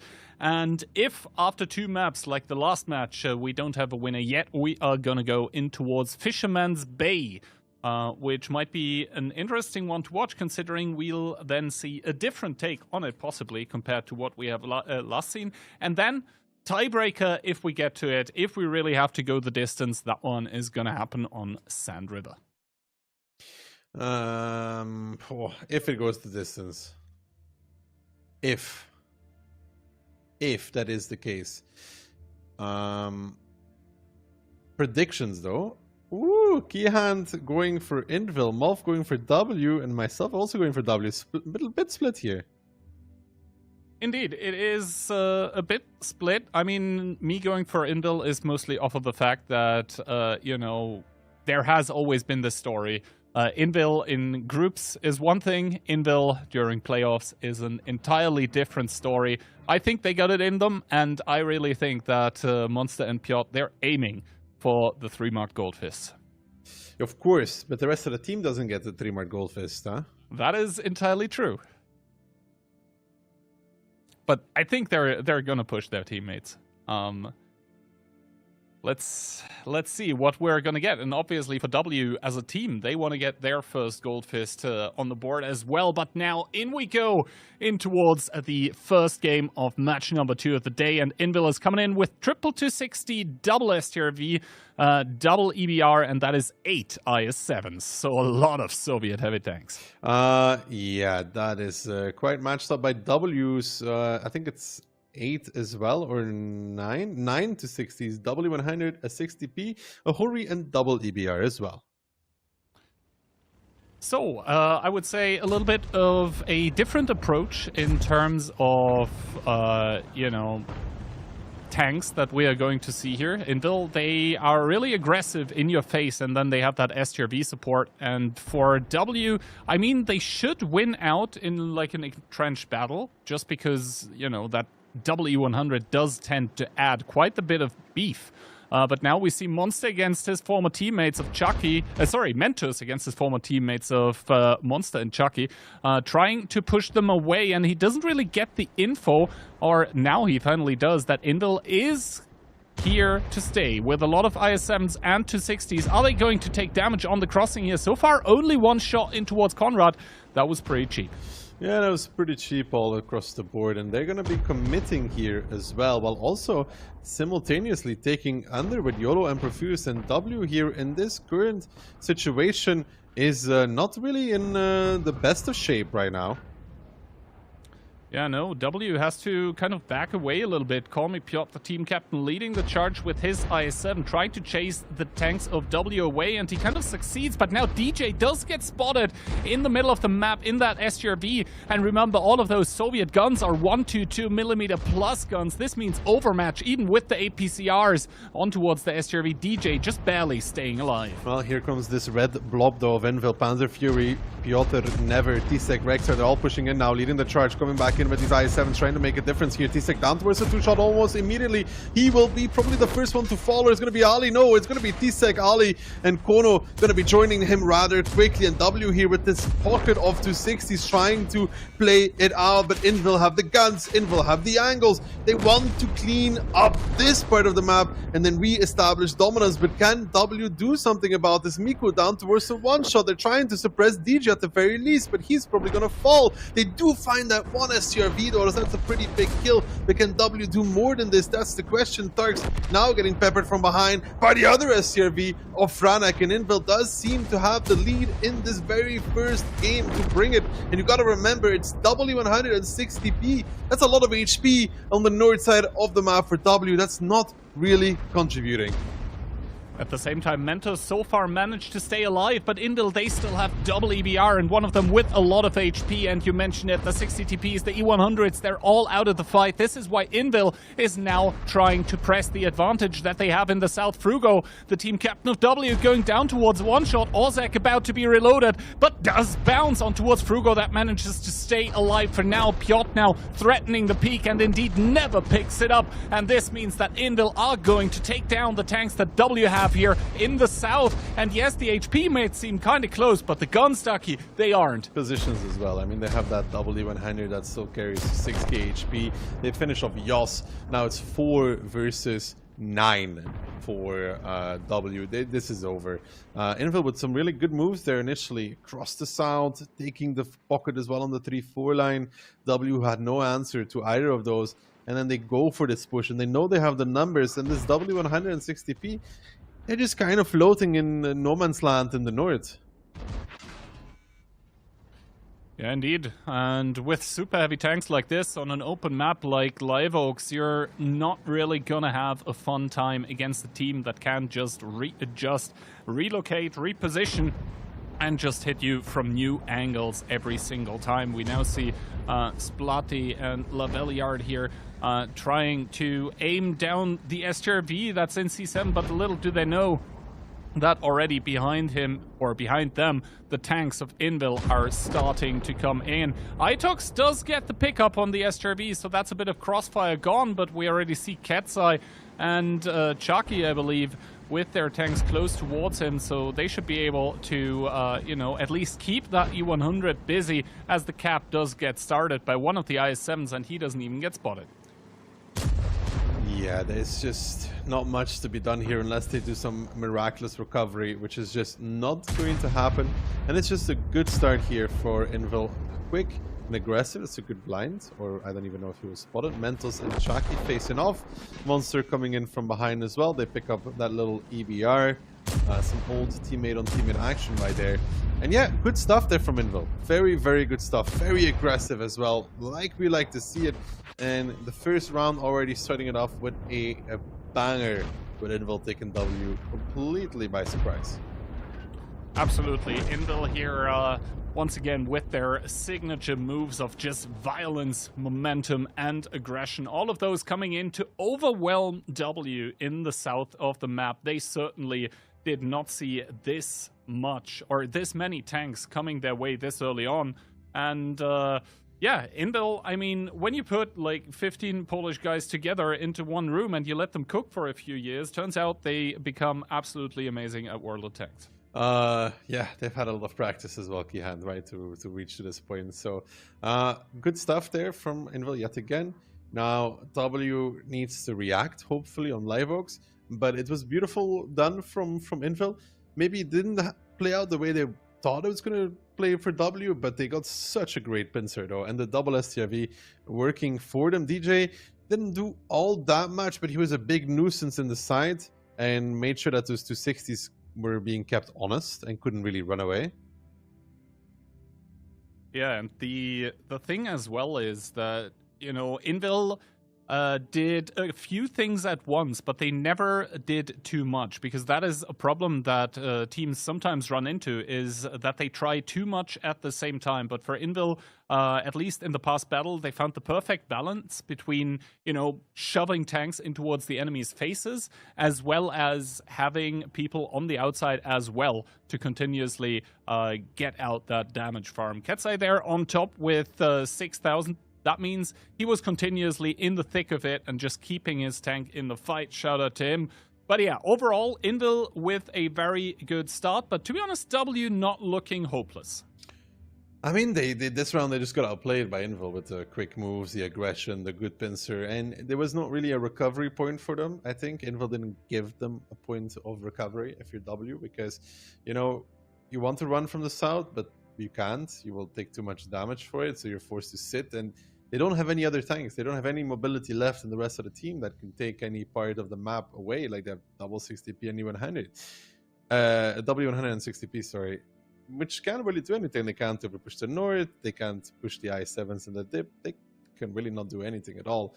So there was nothing W could do after the initial. They were just locked and praying that Invil would somehow not kill them all. Now, we do need to see a reaction from W, I believe, because if you're Invil, as far as all things are kind of concerned, this first round did go as planned. I think we should mention as well that the calling was really well done on the side of the Polish team, simply because they were always able to make all of their tanks synergize together. Like, think about the 260s/IS7s pushing and the STRVs. Even though they weren't really in the fight, they were still contributing. Whereas for W, you kind of had some stranded stragglers, essentially, with those E100s, with that 60 TP. So, yeah, Invil had 15 tanks in the fight, whereas for W, it was more like 12. And then, obviously, the outcome is kind of determined. However, that was only the first round, though, Kian. Let's be realistic. Right? Of course. We have to settle down, and W could turn it around and do a familiar kind of thing as well. But it was really good to see Invil come in strong, because for Motivancia, we're going to question their motivation later. But it looks like at least Invil is pretty motivated. Yeah, they're storming into this one. They are looking pretty hot. So let's see if they can keep it going, because that kind of playstyle can also be very taxing. But this is obviously only the second round, and Indil is looking for the 2-0 advantage. Once again with double EBR, double STRV, but now they're bringing a CS63. We do have quadruple 260, and the rest is 6 IS7s. W in return, WBR, STRV, 7 to 60s, double IS7s, and triple E100. Indeed. So W not letting go of these super heavy tanks here, and as you can see, Live Oak's one of those maps where essentially the sides are switched compared to Clan Wars, so it's going to be W defending, Indil attacking. This means that Indil on their defense last round obviously played a super aggressive defense. Now, however, we see the team in red. They're once again going to take the south, and they're taking the faster route here. Guys, if you're also playing random battles, always drive over the bridge. It is just that much faster. Never does end up getting spotted, but all the IS-7s behind him, not so much. Only now do the light bulbs start popping. And this time around, though, W is a lot more in position to go anywhere they want to. They will not get caught in the south. Ali takes a shot there from Monster. He might take one more from Never, but he does give one back to Monster immediately. But again, look at it. They're pushing in yet again from the side of Invil, straight over the bridge. Can W retaliate? Can they get in position? And here comes the Red Swarm again. But look at those 260s driving across the 0 line. The whole W team is there this time. They will be forced to repush almost immediately, I would say, to make this happen. Ali just falls in that 260. This is triple E100. They're pushing in, and here comes W. The reinforcements driving back in. This time around, they seemed a lot more prepared about what might be happening at this one, and the E100s are proving to be difficult for Invil to chew through too much HP, through much armor. They're instead pushing forward towards this building here, where they're trying to hide behind with the rest of the team covering, but W has some cover of themselves as well. But Invil still leading in the HP department. They will find Itox as well, and one more E100 remains, and I don't think, Kihan, that W is able to do it on round number 2 either. No, the focus fire currently better by Indil. They were able to pick up more guns at the start. Now Franek with that STRV starting to hurt as well, so the DPM is in the fight for Indil too. Currently the team in red leading by 4,000 HP, but Rexa completely getting focused out by the tanks of W, so they're trying to bite back, but do they have the assets in place to do it? Duck, I'm not really sure, because that STRV is just going to keep on pounding the tanks of W, and there's not that many remaining even at this point in time, as Lip falls as well. Only Nepal and Frugo left. And the repush was still even a little bit slow, Kihan. First they were cutting to like B0, and then they repush back in. I think if they want to have any chance, they almost are forced to drive super straight and try and get into the fight immediately to make any difference. But again, you know, you're Invil's pushing in first, they get the first kill, and then you're repushing and they're set up kind of for it already. You almost have to beat them at the same time. You know, they make the first kill, you basically make your first as well, and then you trade it out and then pray for better shooting or better positions. But with double STRV in position for Invil at some point, that's a lot of DPM, and Invil's gonna do it again. Round 2 going their way as well, but what a quick and aggressive Invil. Yeah, indeed. Indil coming out absolutely swinging in these 2 rounds of Live Oaks here. And so the pick of W, of taking a map that they thought that Indil was maybe going to be a little bit, yeah, not too comfortable on it, just completely blowing up in their faces. It is going to be 2-0, and Indil really showing off 2 rounds in style. Very quick, very aggressive from Invil, very decisive as well, not really waiting for anything. They come in, they go for it, they push, they find the kill, and W.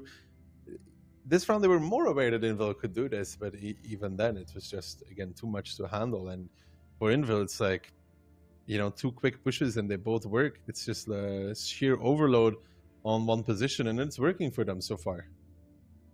I mean, Invil certainly have succeeded in providing a target-rich environment for the opposing team, but really, they just overwhelmed the defenses here.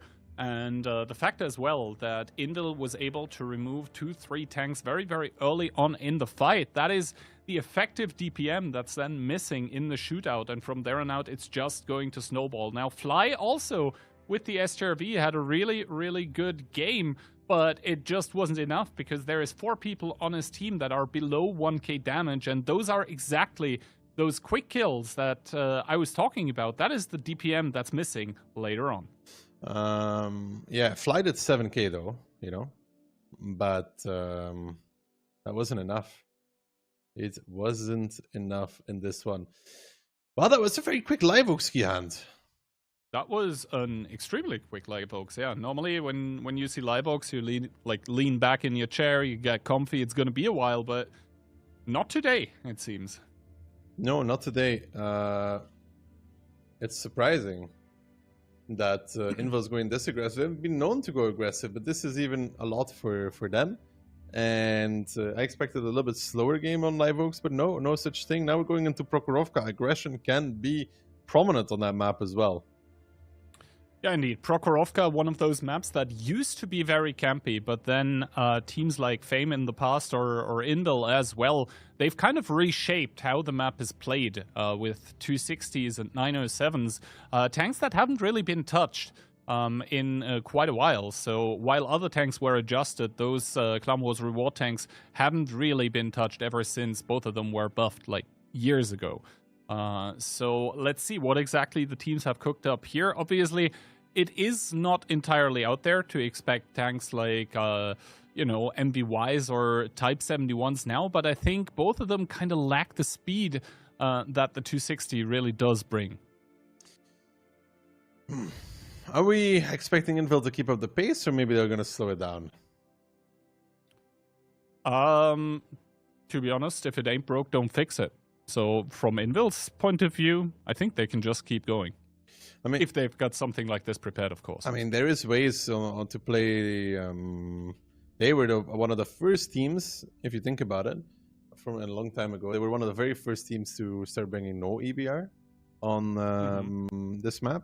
And because of that, you can overload a team that has like 2 or even 1 when you bring 0, because you do get 2 extra pushing tanks, for example. They could be going back towards 10, especially if the shift is towards lighter tanks, because lighter tanks in general, like 260s, i7s, not 60 TPs, for example, are more prone to getting pushed by quick compositions as well, of course.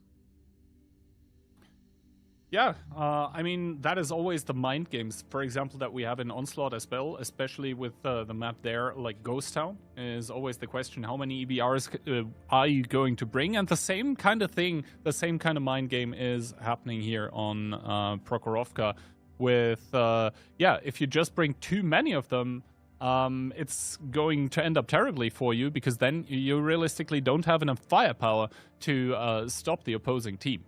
So let's see. I think that W already are kind of with their backs against the wall. Yeah, realistically, Invil isn't yet on a match point, but the thing is their own map hasn't worked for them, and now they're on the opponent's map pick. But if there is any team in the world that is also known for, beating the opponent on their map and then losing their own, it's also Invil. I mean, this still could go anyway, Kiant. Like, it was quick, it was powerful, makes you... when Invil's tactics are working, it looks amazing, right? It looks amazing, it looks powerful, they look so strong. But on the flip side, when it's not working, it looks like a disaster. So, 2 bad rounds here in Prokhorovka, it's all even Stevens, However, 2 good rounds, and sure, we are already, in the next match. Sure, this is of course always a thing, right? It's either way that it could be, but for the match, Kian, we're hoping W to do well.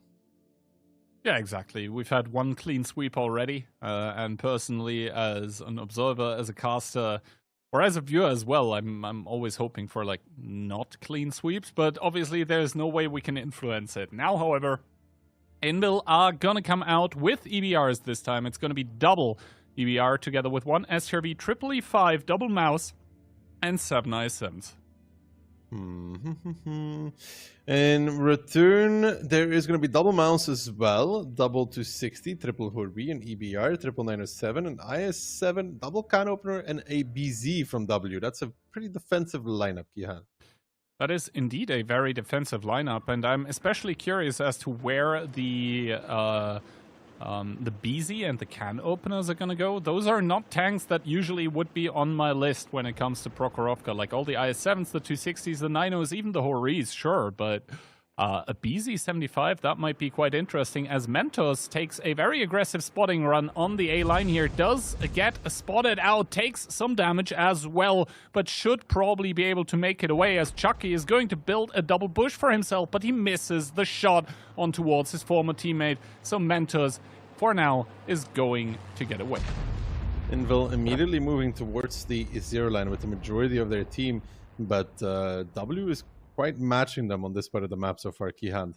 They're not going to let anything come down to chance for the side of Invil looking for the quick push, but if the fire line on A6 is able to get shots in together with the mouse from the top of the hill, this may be a difficult push for Invil, and they seem to be not convinced about pushing straight, at least this time. Yeah, no, Invil is taking it quite a bit slower on this attack here. They do still have more HP, however, a lot of those is also going to be in the mouses on in the middle of the map, where realistically they can't really contribute that, as Frugo starts rotating with his 260. So possibly a timing rotation coming out from W here now, as we do see tanks in A6 starting to move. They're going to reinforce the 1 and 2 line, and just like Fisherman's Bay, Prokhorovka is one of those maps where realistically at some point in time you need to start pushing if you're supposed to catch everyone that's going to be scattered around the map. There's still potential for Invil to rotate off of this, though, Kian. They are not forced to commit against this whatsoever. However, they're doing a good job of waiting, you know? Because it's making W doubt themselves. Yeah, indeed.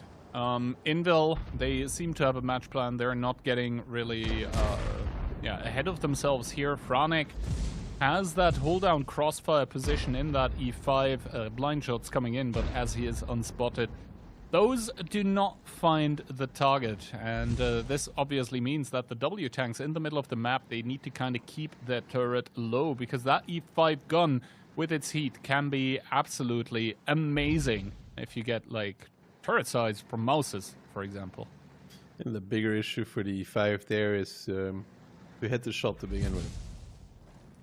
Yeah, as long as the mouses stay low, then he obviously doesn't have a target. But I think Franek, or he used to call himself Minairos, is going to turn around, probably got spooked by something.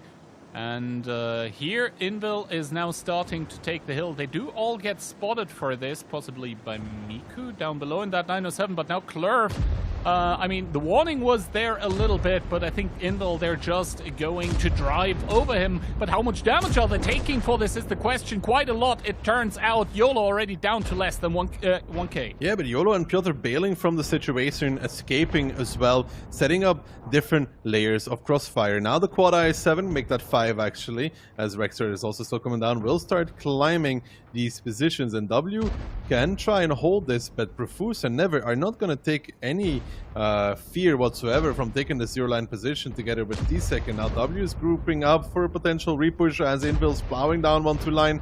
This BZ will be the first one. Hori of Ali will get some farm, but now you see that W in return is getting pressured back here on this part of the map. Quad IS-7 on the 0 line pocket, it's maybe even a bit too much. They're pushing onto Lavaliard.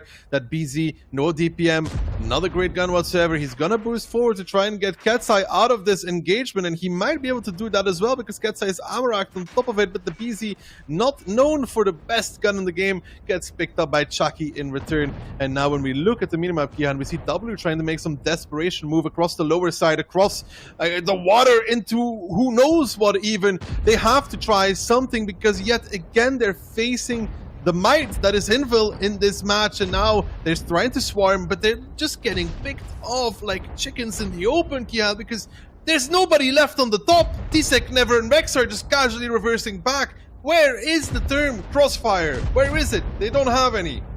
Yeah, it's nowhere to be found. Meanwhile, Invil, they still have that STRV on the hill, on the zero line, that's continuously going to pound any attempt by W to come back. And the quick triple kill here for Invil coming through. And the I-7s, they have hold strong on the top of the hill. And now they're going to start advancing on towards the few tanks by W that are left. 10,000 HP advantage now for the Polish Juggernaut. That does not stop here. The wall of W is going to get broken on Prokhorovka, and Invil are going to make it a quick 3-0. Yeah, it's a quick 15-0. It's like my average random battle, you know. But yeah, that was a disaster for W. An absolute disaster. Like this 1-2 hold. They lost the other side. Like, where are their tanks, bro? Like, really, where are their tanks? Maybe they're having a bit too much of this TD reliance, because Invil just seems to have more tanks everywhere. Like, they have more tanks on 1-2 line, which they're clearing the BZ with. But at the same time, they also seem to have extra I-7s on the other side. And for W, it's just from bad to worse. I don't know. It's kind of looking grim, Kihan. Yeah, I think W overcooking a bit with the lineups that they had so far. There always seemed to be a weakness in it that Invil immediately exploited. And I think Invil here, you said it in the game, they did a good job of making W uneasy simply by doing nothing, right? They were just sitting there, menacingly even.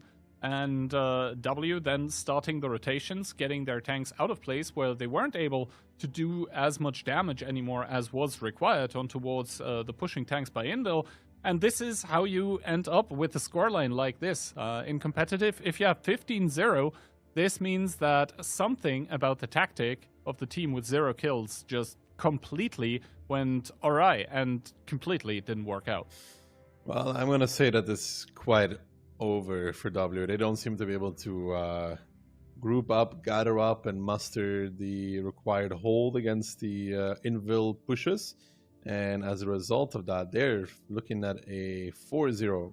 If they continue playing like this, 4-0. Yeah.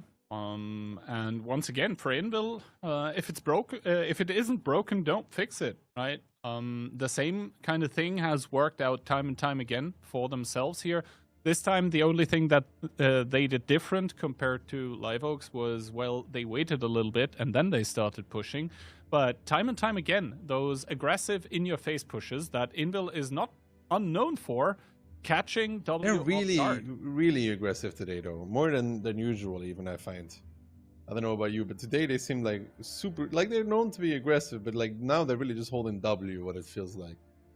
Holding W against W, a new YouTube video. But the thing is, like, it's working out.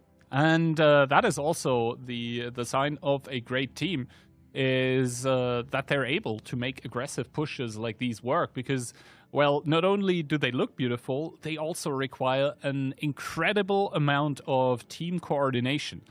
There are very few teams that are able to pull off stuff like this. And Invil is demonstrating how effective it can be. But you said it already. Well, when it works, it looks great. When it doesn't work out, you end up looking kind of stupid because you pushed in and lost. But, well, we are at a 3-0 scoreline, so I guess the scoreline is going to be the judge of that. We'll see now what Invil decides to do on their defense, if they want to sit back or they're going to go hyper-aggressive again. And the lineup, though, triple mouse, 1 EBR, double 907, quad 260, double BZ, triple I7. This still looks like a pushing lineup. Yeah, I mean, Invil don't really have any TDs. Same for W, so they are going to drop those as well. Interestingly enough, the can opener being brought once again, possibly to like control the middle ridge. We'll have to see. I mean, at W, they thoroughly need to switch it up from what they've been doing so far. And I think they're kind of mirroring what Invil has been doing, at least in terms of lineup. They're not really relying on TDs anymore.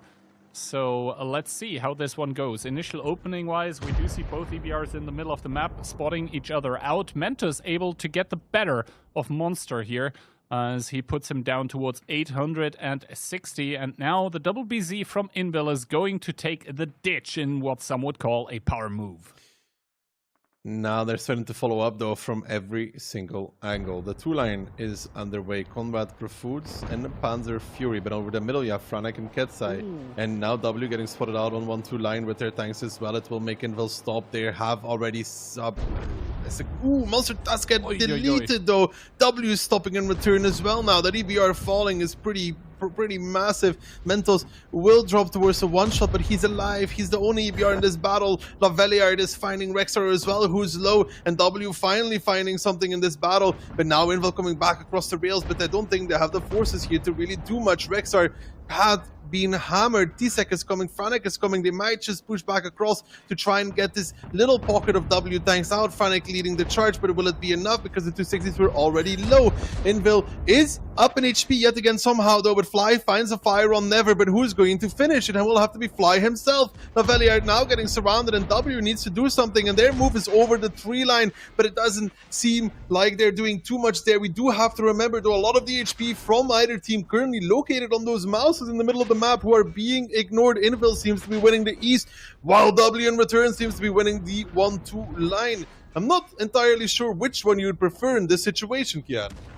Yeah, I'm not entirely sure either, but W really struggling with getting those kill shots across the rails, and now we do see W able to finally secure the 1-2 line. This is going to compromise the positions of all those tanks that Invil has in the middle of the map. You can see Conrad trying to bail, but gets tracked, gets held, gets put towards a one-shot, gets killed as Splotty with the can opener comes in, and for the first time in the match, W is very far and truly ahead in tanks and also in HP. So W with those mouses, they can really do the sidestep now, and they can really hit those Invil tanks that are remaining on the western part of Prokhorovka, and after that it's cleanup time on towards the tanks that they weren't able to pick up before, but those are all one-shots, and Mentos far behind enemy lines with that EBR is continuously going to be able to pick up kill after kill.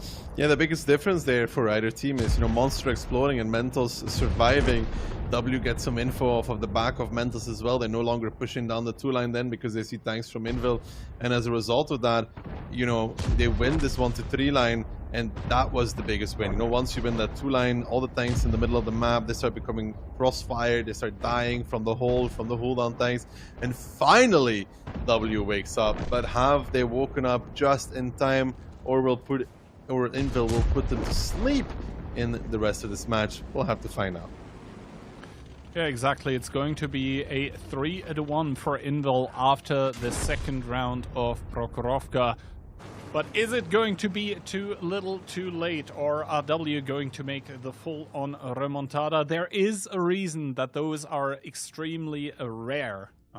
In best of 5s, best of 7s like this, or best of 9s, almost unheard of. It is, well, first of all, there's a reason that the other team is on a match point and you were on 0 so far. So you need to kind of flick a switch. You need to change up something drastical, and then, the enemy team is supposed to not find any answers towards what you were doing. I think W did a good change here in this 4th round of the match, where they kind of dipped the idea of playing like elegantly or cheeky, and they were just like, all right, Invil is pushing us into us time and time again, we're just going to match that. And they finally make it work though. Finally, they are able to make it work. Finally, they're able to do something. But they're still facing off against the match point, Kian. Yeah, indeed.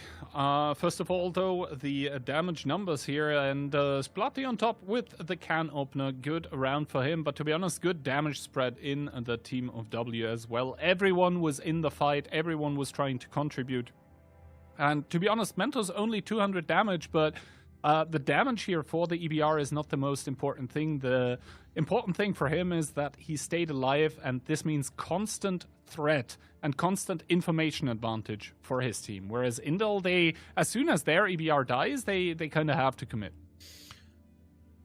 Yes, this is basically true. They're forced into a play, right? Because otherwise W can slow it down, and if they don't push, then the EBR will get the advantage. But now we're going into Fisherman's Bay, Jan.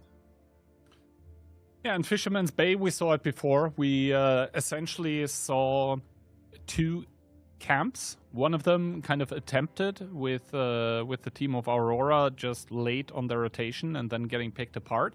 And the other one shouldn't have won either. It was a last-second reset from the team of Rix coming in, and a lucky one at that. Probably a pixel shot hitting that EBR.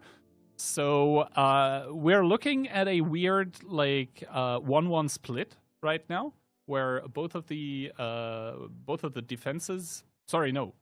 Where one defense won and one attack won.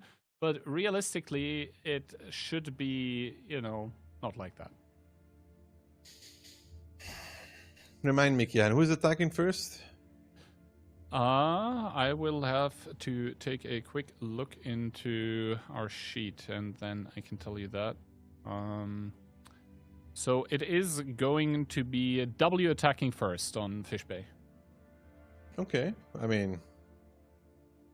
Okay. I'm curious what Invil's going to cook on the defense, because it's a lot harder to push straight on this map. I mean, you can... Going to immediately see that. Mind you as well, W was the one picking attack. This late into the pick and ban, you obviously cannot really speak anymore of a map pick by a team. Obviously, Invil picked Fisherman's Bay over Highway or Sand River as the map number 3, but this deep into the pick ban, both teams had double ban and a pick, so both teams should be kind of comfortable with Fish Bay. I mean, they should be, but I'm just curious what kind of defense they do, because you can push, it's just very hard, and I would like to see them try it, you know, on the defense straight, but overrunning is very hard. Well, as soon as we see the lineups, we should be getting more info in towards that, but as experienced as Invil is, like, does a round like this on Prokhorovka do something with you, or do you just shake it off? Because realistically, like, Monster died there. I'm not even sure if he was spotted, or if it was just the I-7s behind him getting spotted, and then the, W tanks trying to fire at the I-7s and just hitting the EBR. Was Monster spotted? You don't think he was spotted? I think he was spotted. I'm not entirely sure if he was or wasn't, but like either way, he's dead, and then Invil needs to commit, which is super annoying, and it ended up for them with the loss of the round. But now W needs to double up. They need to get this next one on the board, or they're going to be relegated down towards the lower bracket. And we see a W fighting for survival here in the upper bracket with 1 EBR, 1 Hori, 1 VK, double Type 71, 1 E5. That is 6 279s, 1 260, 1 MVY, and 1 ISM. That is a lot of 1 tanks. That is a lot of 1 tanks. A lot of 279s in return, though, on W key. Very kind of heavy lineup with the 279s. But Invil's pushing, Key. They're definitely pushing. Yeah, let's see how far they take it. The Invil 279's obviously gonna drive towards the middle of the map. This is where you would expect them to, as Mentos and Monster do exchange spots, but they do not exchange shots. But yeah, Invil really starting to push down. Ali getting the first fire on towards Orzek. That's going to be nice, but realistically, Orzek on that 1-2 line is not where the action is going to be happening. Instead, it is going to be the city where Invil is absolutely booking it. Yeah, that's what I mean. They're just pushing it straight down. There's a VK, an E5, and a 279 to hold here. Kono already taken 2 on the move, and Invil just going through these tanks. Itox will get some sort of a back position, but what is that really going to do? There needs to be a reaction here from W, whether it's in the middle of the map or repush towards the city. It has to be the middle. They will run straight over Kono and Itox. They might even just push him into the water. Tisek joining with Panzer Fury. Itox preventing the push into that water, although I don't know if he can prevent this one. If he slides down, they will just let him sit there. Now the reaction, though, from W across the middle of the map. They do find already 1. They need to find the second of Profuse as well. He's covered by the STRV, but look how many tanks from Invil are currently committed to this push, and they will find Orchek as well. There is still, however, the double STRV from Invil. How much can those 2 tanks do from the middle of the map? Can they trade off enough from the 279s? Can Invil even clear the JK line? That's a big, big question.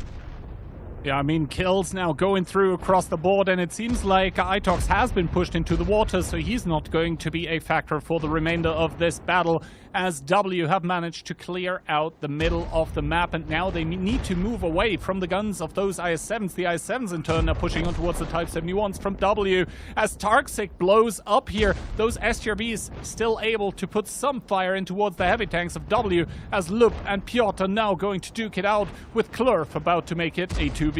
These SCRVs are super annoying. They need to send tanks to kill them, but Frugo's not going to make this. He's down towards 500. Make that 100. On the bottom left of your screen, you can see Frugo with the IS-7 trying to lead their charge. He needs more tanks. Laverliard is coming. Another IS-7 is coming, but those SCRVs are kind of able to hold their own, as now some tanks from Invil start re-aggressing in towards the middle. They've given up the south altogether. They want to clean out the north. What a weird battle this coming out. Chucky now back in towards the middle as well.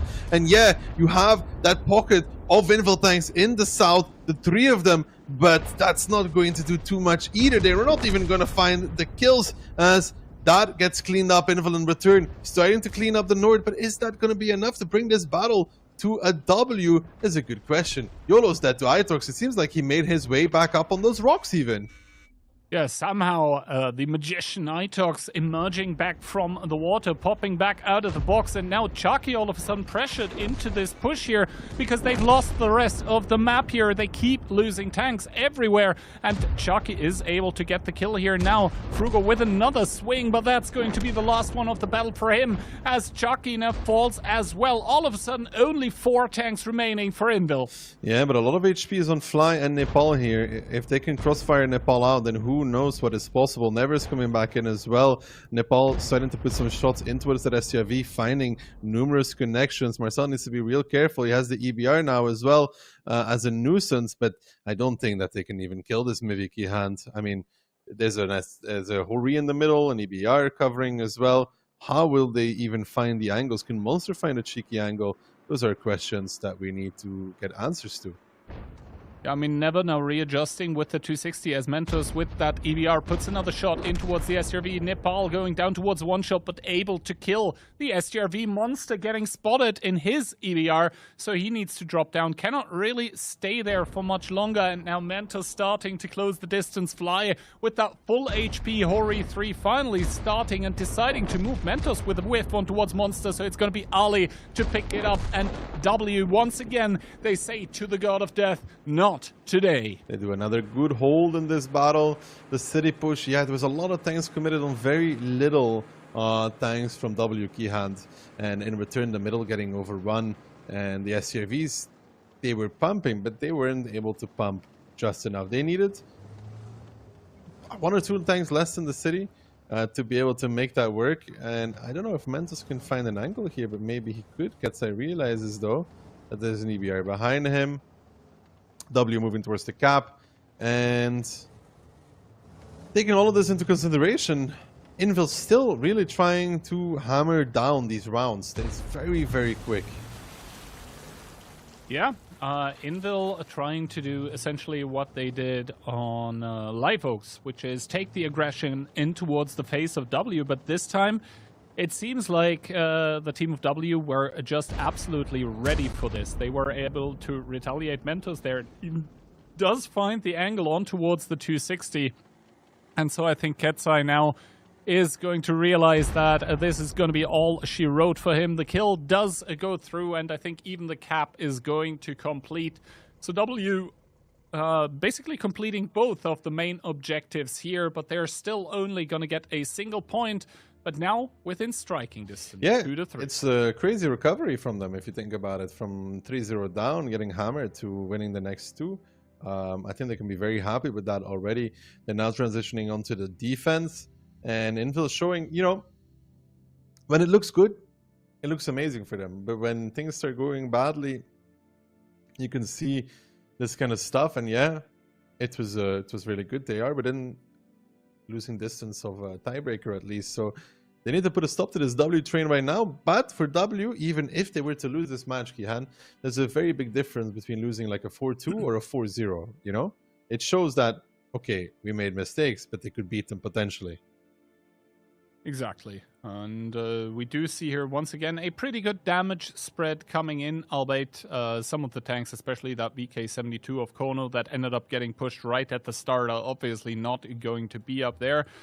And something happened with Baby, not entirely sure, but he didn't have a fun battle. On the other side, though, Invil, I think, with the problem that they were essentially doing a blind push, and W were there with just about enough. Also, the double Type 71 that, Invil wasn't able to remove from the battle was continuously able to farm on towards the IS-7s. And the thing is, I think one of the Type 71s even made a hull down for the other, and then if the IS-7s don't flank around the Type 71, they're not going to have a good time. But I like the Type 71 though. I don't know if you've played it since I got Bavsky, and it's very comfy. Yeah. That's for the people at home as well. The Type 71 is actually pretty comfy for how big of a giant dump truck that thing is, because it's really, really big. It's like so massive, bro. It's like a real chunker. It is very, very comfy to play at this point in time. No, it's so big, man. Like really, it's crazy. You park it next to a mouse, it doesn't even look that small. You know, it just comes to show that size sometimes does matter in World of Tanks. Yeah, absolutely. Although the gun isn't really the biggest one. It only has a caliber of 100 millimeters, but when it fires so often, it's still relative. I mean, Kian, not everybody knows how to handle big barrels that well, but close range, it definitely packs a punch, you know? Absolutely. And if you let that penetration is nothing to scoff at. No, but like, if it hits you in the face a few times, it's definitely going to leave a mark. Absolutely. Yeah, for W, though, all things considered, things haven't really changed. If they win this one, then they have to play another one. If they lose it, they are in the lower bracket. So from that kind of way of looking at it, W have started winning rounds ever since they have been up against this match point. And, it's not the same team, essentially, but W in OLS Season 1 were also the team that only started playing when they were up against match point. Either way, this is promising for W, right? It is the first 3 rounds just looked like they were getting clapped, but they show that they can hold this off as well. That's just also, the issue sometimes. The first 3 rounds go Invil's way, and then you see W come back, Yeah. And Invil doesn't look all that dominant anymore after. Absolutely.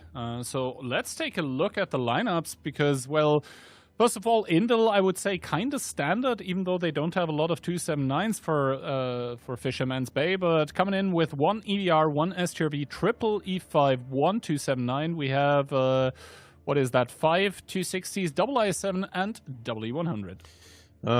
So in return, W, double VK, ED100, triple 50B, a 279, an EBR, and then some split tanks, an E5, double 260, double I7, a little bit of everything. Yeah, however, triple 50B from W, that is an interesting choice. That's not really something I've seen before on Fisherman's Bay, so I'm going to be extremely intrigued as to what W is going to try to achieve with them. It does make me a little bit concerned as well because it throws us back to the beginning of the match where W realistically was trying to cook, but Invil with just in-your-face aggression was shutting all of that down. Call Me Piotr now with the IS-7 is going to make his way in towards the 1 line, and one of the 50Bs already getting spotted as shots of those whiz past the IS-7.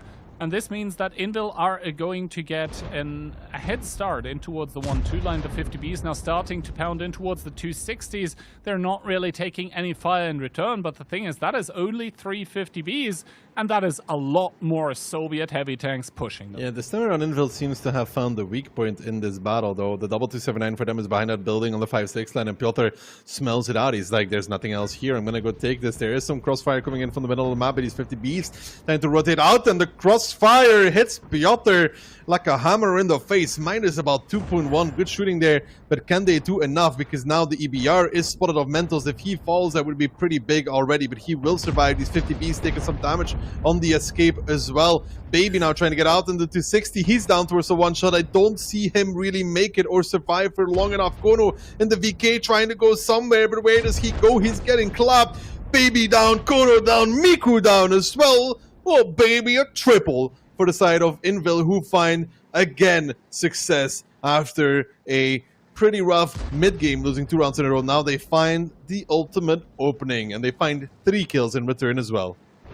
Yeah, they do pay some HP on the Soviet heavy tanks that were pushing on the one line, but in turn they get 3 tanks, 3 complete ones, as the triple 50B that has started running in A1 is currently on a fitness trip because they have reached all the way down towards the south end of the city in the southeast of the map. They're possibly going to try and push that out. They're probably going to want to put some crossfire on towards the tanks in the middle of the map, as W now with a move of their own. T-Sec, the first one to really feel the hurt of those 50Bs, putting shot after shot in towards him, has found an angle, but does finally fall to the grave. And now the 50Bs are going to get off another reload, and those are going to be good crossfire positions for W on towards Profuse, who also drops dangerously low.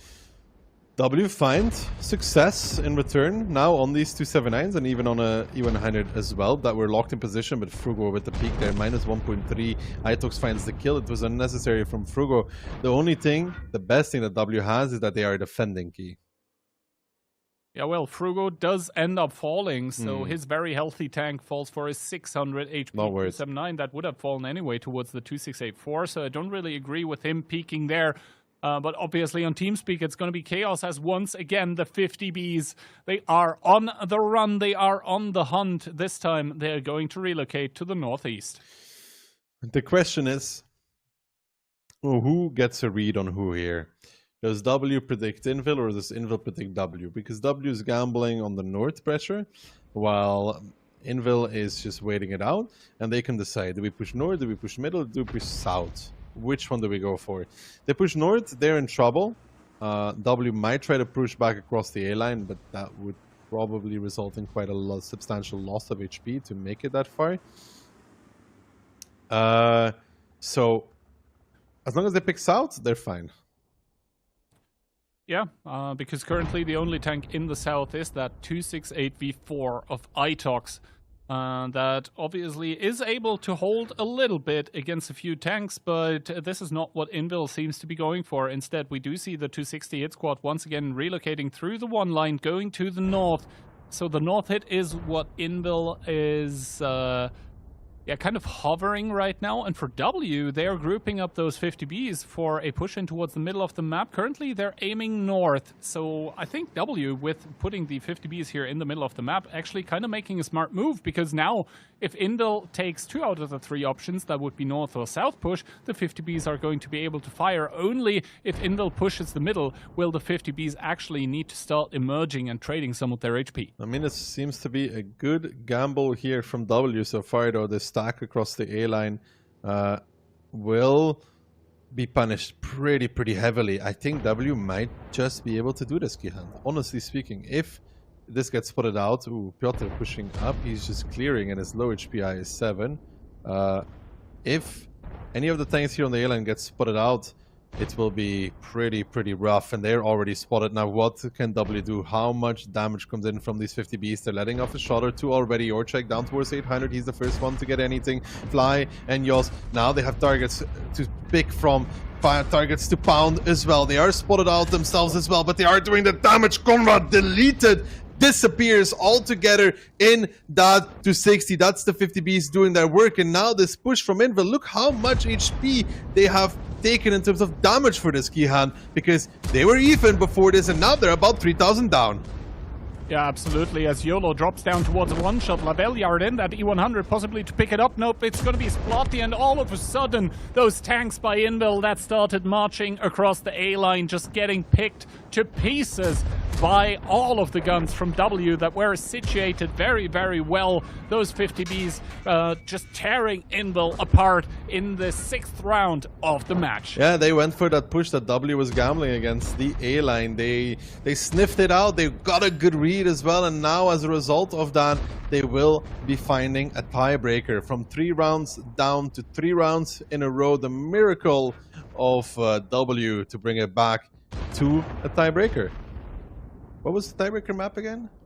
Tiebreaker map was Sand River, if memory serves correctly, but yeah, this means, first of all, one of the team with the faster attack, I believe, is going to get the choice of tiebreaker side. First of all, we have to watch the end of this game, though, because right now it's not quite over yet, but Tarxic does shut down Franic, and that leaves only 5 tanks for Invil remaining.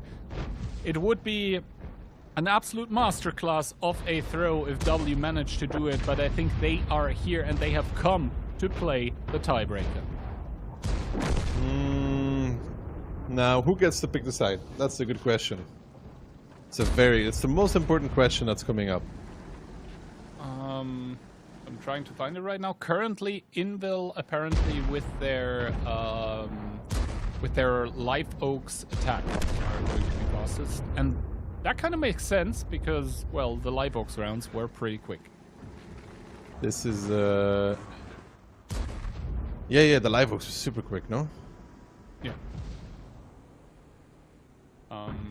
3:32 is going to be fastest time, because obviously, like, this match, even if Invil won it, it would be their attack win, but it would be a long one anyway. And now Monster, the only remaining tank, and wow, what a prediction from Klurf to hit Monster here. He is going to try and put down the 260, but in turn, he does get revealed. A lot of shots whizzing towards him, and it's going to be Klurf to pick it up.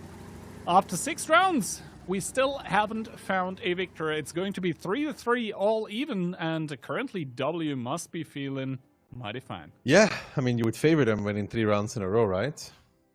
So yeah, what a crazy match again. 3-0 to 3-3. Hyper aggressive Invil though, like hyper aggressive.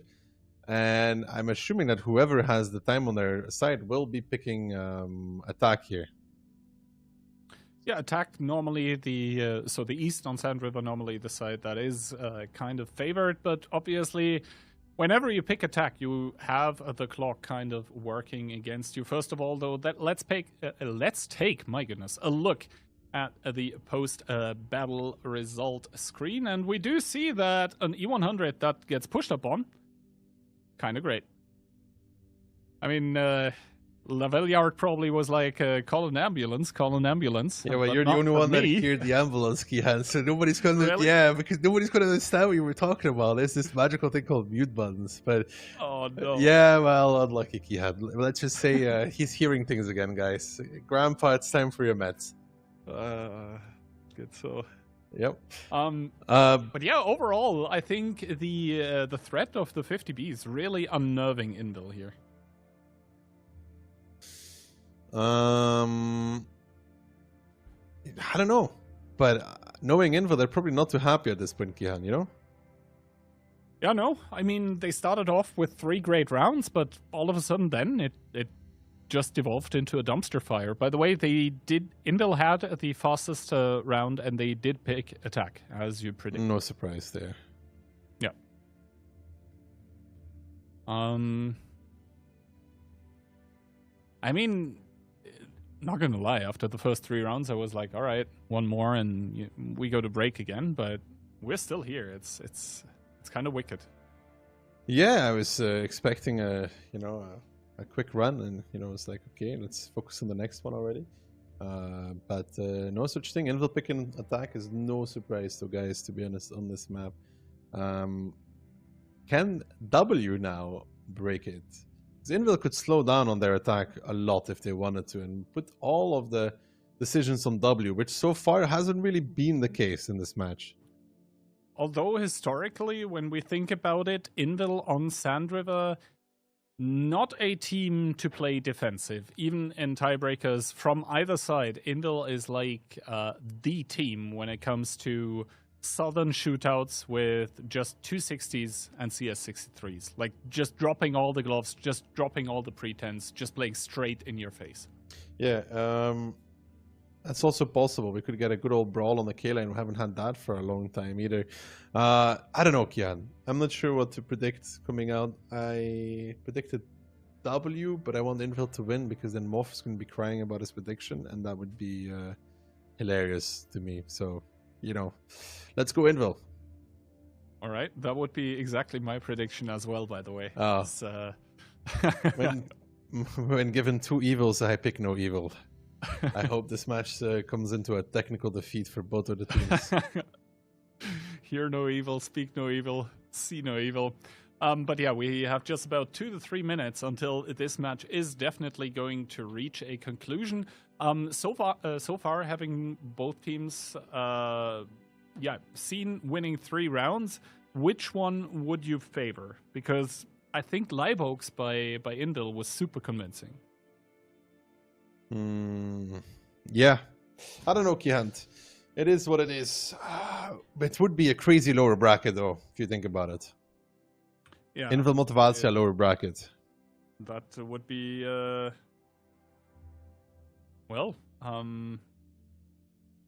quite crazy. Nothing else to say. That would be extremely stacked. So 30 seconds until we're going to hop into the game. Who do you favor here now? Is it going to be Indil because, you know, East attacking, or is it going to be W because they're on the hype train of having 3 back-to-back rounds under their belt? I would favor W, yeah, because they just did win those 3 rounds. It's a big mental boost, you know? Like, you go down 3-0, you come to 3-3, tiebreaker now. I honestly think that's really, really important for the mental aspect. And meanwhile, the Indil players probably must be scratching their heads a little bit. Like, hey guys, we were on match point after 3 rounds, and yet we're still playing. Kind of, what happened? W happened, I guess. What do you think? Do you think W is going to take it as well, even though you predicted Invil? I think Invil is going to take it. Why? Because time and time again, somehow Invil have made it happen in the past. But we are not having to guess for much longer, as here are the lineups. And Invil is bringing an EBR, an STRV, double Type 71, 1E5, 1 mouse, triple MBY. We have, quadruple MBY, quadruple i7, and an E100. And W in return has no lights, 1 CS, like 6 Mivis, double BZ, and the rest IS7s. And they seem to just be splitting at the beginning, though. Not really committing left, right, and anywhere.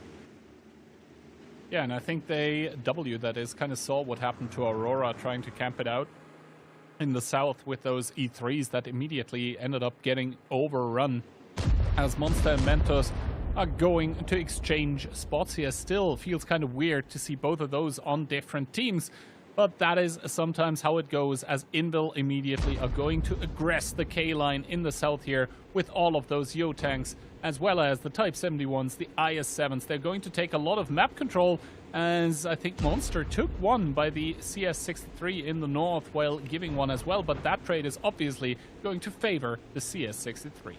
And now you can see that W is actually banking on the late K-line repush on towards Piotr and Profuse. You can see the IS7s group up in the G2, G3 position, and the Mivis here already getting a little bit anxious, getting a little bit ready to go, and it's going to be a big trigger here to pull for W. Can they make it happen? The BZs coming in, the I7s coming in, the quick overpush will happen. The Mivis might just be for cover. Miku's going to go over first. Miku's going to get exploded first by the looks of things as well. Down towards 393. Now the rest of the team coming over, but already so much damage received on the side of W. Frugo, the team captain, now drops as well as they try to make this play. They try to make this push, but Invil, for the first time in all of these matches, seems patient, seems waiting for W to drive into their guns. And yes, they will find Profuse. Yes, they'll find Call Me Piotr as well, but they'll have to keep going. They can't stop here, but I think Invil might just have too much DPM and too much crossfire on these positions. The whole team was basically here. W did decide to go for it. They are starting to make the kills though, but it's 10,000 HP difference. Yeah, 10,000 HP difference, and the Invil tanks have also dropped over in towards the middle of the map. This means they cannot really be singled out. Tarxic, the next one to the grave, and Ducky, we were hoping for it. We are indeed getting it. It is a good old-fashioned K-line brawl, and Invil, they have time and time again proven that when it comes to those, there is no team like them that can do it just like them. And indeed, Invil, they go towards match point after 3 rounds, then they give W a little bit of room to breathe, but now in the tiebreaker, they're going to make it come true. They are going to play in the upper bracket finals tomorrow. Yeah, really good stuff there from Invil to mentally reset and bring it in the last game. Being patient as well for once, letting W drive themselves into the stake.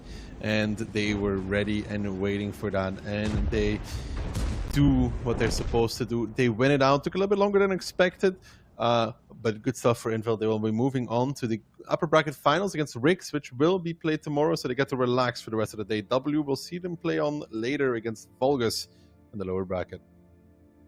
Yeah, absolutely. And I'm pretty happy myself because, like, those K-line brawls, we haven't seen one of those in quite a while, but it's always a beautiful sight when all of the tanks start converging, some of them start to blow up. So, yeah, I got exactly what I wanted regarding the prediction as well. And for W, it's kind of a little bit of a heartbreak, right? You manage to come back, you manage to bring it to tiebreaker, but then you end up looking kind of hopeless in that one. Yeah, this one they tried to make this push, but Invil was, like I said, patient and ready for it this time around. Only 2 committed up front, not too little, not too much, enough to force an overpush. And I think W lost immediately 3-4 tanks, and then the Mivi is a great tank on this range, of course. Yeah, absolutely. The Mivi with its gun is also able to provide so much DPM, so you're kind of faced with the problem, what do you do? Because you're pushing into so many tanks if you're W that have a lot of HP, that have a lot of DPM, that you need to focus essentially everyone right from the get-go. The Type 71 as well, they are coming in with top damage. So it was a problematic push to try and attempt for W, and Invil, calm, collected, and efficient as well, managed to pick up at least the last round. The one that counts most as well, because unlike, for example, OLS, you don't get anything for going towards a tiebreaker. It is the same end result. It's going to be W dropping down towards the lower bracket, where they're going to face it off against Vulgus.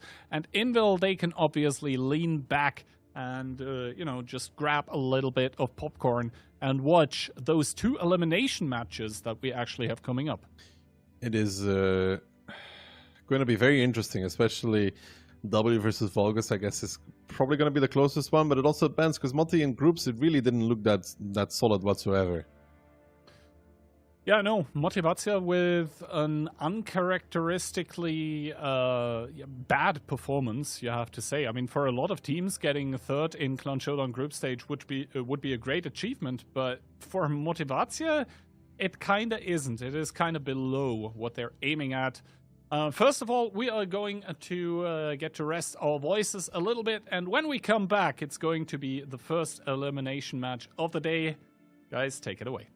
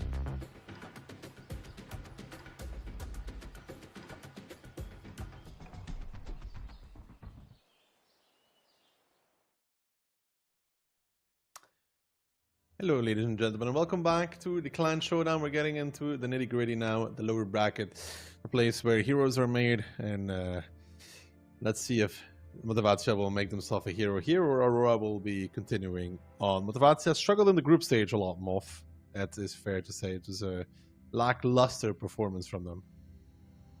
Certainly, and it's definitely far below the standards that the viewers would expect from them, but it is, of course, Aurora who's going to be facing them in this match. Aurora, we saw earlier in the day, just got completely battered by Rix. They never really had any way into that match apart from the first round of Fisherman's Bay, where they had a clutch reset going against them.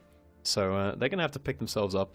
I want to pay attention to how, or bring up the point of how motivated is Motivatia, how much preparation have they realistically put into this Clan Showdown, because it's definitely something worth questioning. And you know, even if you're a great team, if you don't actually put in the practice, then you can find yourself in the lowly slums of the lower bracket. We can see here, of course, they've won this tournament 4 times in the past, which is a pretty good pedigree, but it's all about this match right now. Yeah, Motivatia here, a very, very experienced team at this point. 4 gold fists. They're about to get the double diamond Moff if they were to win this. But like we said, in groups they did not look good.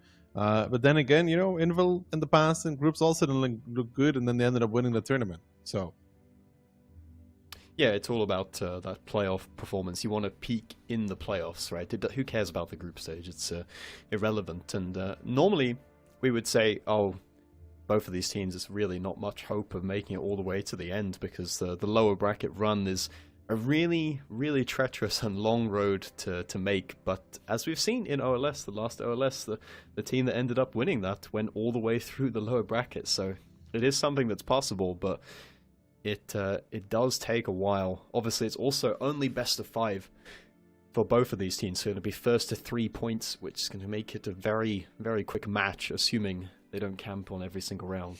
Yeah, it's, I don't know. Motivatia is also a very aggressive team though, Moff, so I don't assume that they will be playing slow. If Aurora is able to deal with that, that's a different question. They come off of a crushing defeat against Rix in the upper bracket, where they go 4-0 by the maps. Highway removed, Prokhorovka removed, Sun River removed, Live Oaks removed, gives us Fisherman's Bay as the first one, Moff. Yeah, Fisherman's Bay, of course, we saw Aurora play this already. It did not go well for them, and you pointed quite a lot to, or drew quite a bit of attention to the fact of the pace of the game and how quickly Aurora was going through all of the procedures and how that was a problem that may be a recurring issue here going into this match. Then Motivatia picked Cliff, which is not really any sort of surprise when you're the team that you feel like you're the more dominant team or the more skilled team and the better cohesion. You want to play a map where you're going to best excel with those advantages. Cliff is going to be an interesting one as well, yeah, of course, between these two, because they're so aggressive. And Tiebreaker, San River, I mean, we just saw Invil W on that. I do not think this match is going to a tiebreaker, though, Moff. No, neither do I. I think I predicted 3-0. Also seems like Sand River's had a bit of a makeover and is apparently Himmelsdorf now. But that being said, I think I went for 3-0. 3-0 for Motivatia, that is. I don't think I have any faith in Aurora, especially based on what I saw in the previous match. I have even less. Motivatia, like I drew attention to, the only question is how prepared are they actually for this tournament? I think they still have enough to get past a team like Aurora without too much trouble. Yeah, that's my fear as well, that Aurora is going to get trampled by Motivatia, because even if they're a team that, you know, may have not been too prepared on this tournament, they could still run over a team like Aurora with just the individual player skill they have and as a group of tankers. Yeah, a group of happy tankers. When the vibes are high, you're definitely going to be dominating your opponent, but we're soon going to be getting into the first match here, and you said you don't think Motivatia are a team that would be inclined to play passively in camp, so do you think they're going to be doing some sort of aggressive push, kind of like how we saw Invil, where they just push straight through the city. Of course, that didn't work for Invil in that game. I think if Motivatia is to pressure something, more expecting like a presence or pressure in the middle of the map more than city. Like if I'm thinking about them, they look more like the kind of team that pressures mid, tries to kill the tanks in mid, and then switch around from there. You know? Yeah. So aggressive pushes in towards the middle of the map, trying to get those early isolations, and when you control the middle of the map, it can make it quite difficult for your opponent to get back into the game, because you have a lot of positional advantage from up there. Going to be interesting to see how many 279s are brought as well, because there's quite a bit of variety going on. I think we saw W bringing 50B, which I thought was quite a cool adaptation, because they were able to clip and run quite literally, and 50B being quite a mobile tank, they're able to reposition multiple times, so perhaps that's something that teams are going to be paying attention to moving forwards. It is indeed the case. Those 50Bs were able to escape. I think Invil could have punished them more, but they did escape. They did big damage. I don't know how many 50Bs we're going to be seeing here, though, Moff. Aurora, not the kind of team that will be doing this kind of thing. Slow and steady wins the race. But, oh, that's a nice prediction you got there. Technical win for W in a match they're not playing. That's curious. I'm breaking the wheel, Moff. Reinventing the wheel with predictions. There's some next level strategies here. Like I said, I went for 3-0. I think I've explained the logic there. Keyhand going and giving Aurora 1 round, which is just a pity round, in my opinion. A pity round? Yeah, you know, you don't want to be too harsh, so you just give them 1 round to be like, you could probably win 1. Uh-huh. I don't know about that one. We'll see. Let's see if that comes to be. But you went with 3-0. Want to explain why we have so little faith in Aurora? I think it's just... Maybe it's the fact that coming from OLS and stuff like that, a lot of the guys in Motivatia are like playing these competitive tournaments at the highest level all the time, whereas the guys from Aurora, maybe you just don't see it, but it feels like they just come back around just for Clan Showdown. So I have like questions about how, I don't want to say match fit, because that feels like an exaggeration, but I think you can tell what I'm trying to allude to there. Yeah, I think indeed that is the case, and I understand where you're coming from, Wolf, that's for sure. Anyways, lineups in the very first game here. Motivatia, no light tanks whatsoever. Triple VK, 1-1B, double E4, triple 279, and 6 260s. Meanwhile, Aurora are bringing 1-2 260s. Then we got a bunch of 279s as before. Then we got the double VK, CS, 1 Hari, and an EBR. That might be an identical lineup to what they played previously.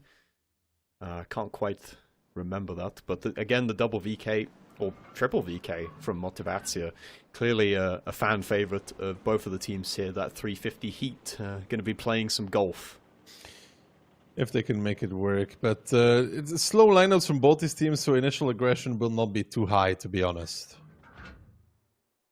No, certainly, and they're pretty evenly split all across the map. I7 position going towards D2. That's Brainbreaker there. Brainbreaker, another player who was actually playing for W in the latest OLS season, but has now taken a trip to play with his Ukrainian brothers there, and going to position himself in D2 at the start of the game, which is quite an aggressive move, I would say, especially considering at the moment he hasn't got really anyone to back him up. It's just like... Still slow though, Motivatia sees this, right? I think now they're going to be pressuring the city as a result. These are some good reactions, and if they do it quickly enough, they will find pretty decent success there, no? Although they're swinging towards the middle now. Yeah, that's going to be difficult for the VKs to try and find impact here, but here is the push, the 260s. Twilight leading the charge there, or they're all going to group up and presumably dump straight over the middle of the map, and they're kind of, you know, a little bit out of the line of fire from most of the Aurora guns who are positioned towards G2 right now. Already some peaks coming in, which is sort of hinting at the push that's about to come through. Katia is not going to be long from this world. He is pushing forwards in his 279, but his rear is definitely going to be exposed. But Squeezy is also exposed as he takes a lot of fire from various different angles there. The triple VK, it's a very peculiar position for them to be in, trying to snipe away at that 279, but of course the shell velocity of the VK sometimes a bit tricky to deal with. The 1-1B now running away. Brainbreaker definitely dead and out, and Motivatia down about 6,000 HP in this one. They're trying to pressure this outside area, but they lost Squeezy immediately. They somehow need to clean out the city now, but I'm not even sure they're going to be capable of doing that, Moff. Not really looking good for them on battle number 1 whatsoever. This mid push is an absolute disaster coming out from Motivatia. No, this is probably the weakest round that we've seen all day. I mean, the guns are even, but if you just take a look at the HP at the top of your screens, it's about 9,000 lead for the side of Aurora, and that doesn't look like it's going to slow down anytime soon. Barbarian trying to push forwards, they're trying to focus out the guns from middle on towards Baron, but the whole while this is going on, they're just trading terribly to pick up these guns. Yeah, and Positive now coming in as well with the E4. They're 12,000 down. They do find the kill on another tank, but they need to clear the south side of the map somehow, and they're not doing it right now. There's a big old HP difference here. Aka trying to find Timmy as well. Leon does take a checkload of damage though, so instead of 14,000, it's now only 10,000 HP difference, but it's just not really looking good for Motivatia unless they can somehow clear Lightweight Baby, Timmy, and Bunze without losing too much for it. Miracles do not go this far. I mean, this would be a miracle if you're able to bring back this round. You're 12,000 HP down as they do find the kill on towards Lightweight Baby, but where do you go from there in the VKs? Timmy is in a pretty tough position to deal with at the moment, and in the meantime, Link finds the kill on towards Positive in that E4, all the different angles that Aurora is able to find now because they are clearing out that 1-2 line. The 1-1B is on a solo quest. He has no one to support him, which means that Callium is just freely able to overpeak in the middle of the open to pick up that kill on the 1-1B. Link finds another kill doing some good sniping away there on towards the guns in middle, and I think this is a bit of a false start. Definitely a false start, but a good start for Aurora, ruining Moff's prediction immediately. And yeah, Motivatia, we had question marks coming into this match. These question marks will remain.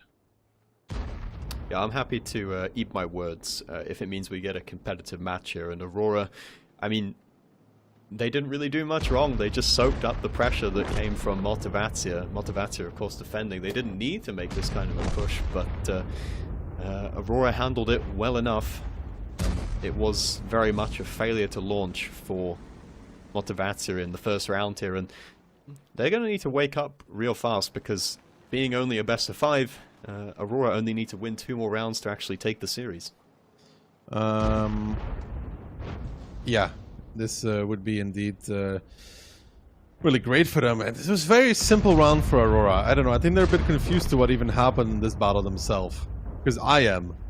This mid move, I don't know. That was quite the shooting gallery. It was basically target practice, it felt like, from Aurora's point of view. Yeah, I don't know. Not sure what to say, Moff. This mid push was never really going to work unless they were able to clear the city at the same time, which they weren't. So just a weird move from Motivatia, and Aurora says thank you very much for the freebie. And the triple VK pushing through the city, I thought was quite strange as well, because you imagine what kind of angles they're going to get from there. It's not amazing, or at least I imagine so, but I think they expected to be more dominant in the middle of the map, and the triple VK just found it very difficult to actually get any sort of impact in this round. Scatter in that Hori doing 5.3. That's pretty much exactly what you expect from the Hori in this sort of a round. I think more impressively is actually Timmy doing 5k in the 279, because that tank has obviously been nerfed, which means it's a fair bit trickier to get those shots in. Yeah, for sure. And a 279 with that nerf pen is a bit harder. Across the board for Motivatia, nobody really standing out, Moff. And I wouldn't expect so in this sort of a round. It's kind of hard for anyone to have a star player moment when the HP was so heavily against you. It was just sad, Moff, to be honest. I think they're really overthinking it from Motivatia's side. At least that's what it feels like. Yeah, one thing I picked up from the previous match between W and Invil, especially when Invil was doing well and successful early on, they picked up the first 3 rounds. It felt like Invil were just keeping things simple. I mean, they were doing very well. Yeah, they were doing very well, but it felt like they weren't doing what you're describing Motivatia as doing. They weren't overthinking it. They were quite simple strategies in terms of like the plan. They had double STRVs and then just a load of IS-7s just executing it well. Exactly, and this was a very difficult kind of execution that didn't end up working. And perhaps you don't need to. I mean, I don't want to keep underselling Aurora because I feel like I'm disrespecting them a bit too much. But perhaps you don't need to do something so complicated against Aurora in order to take the win.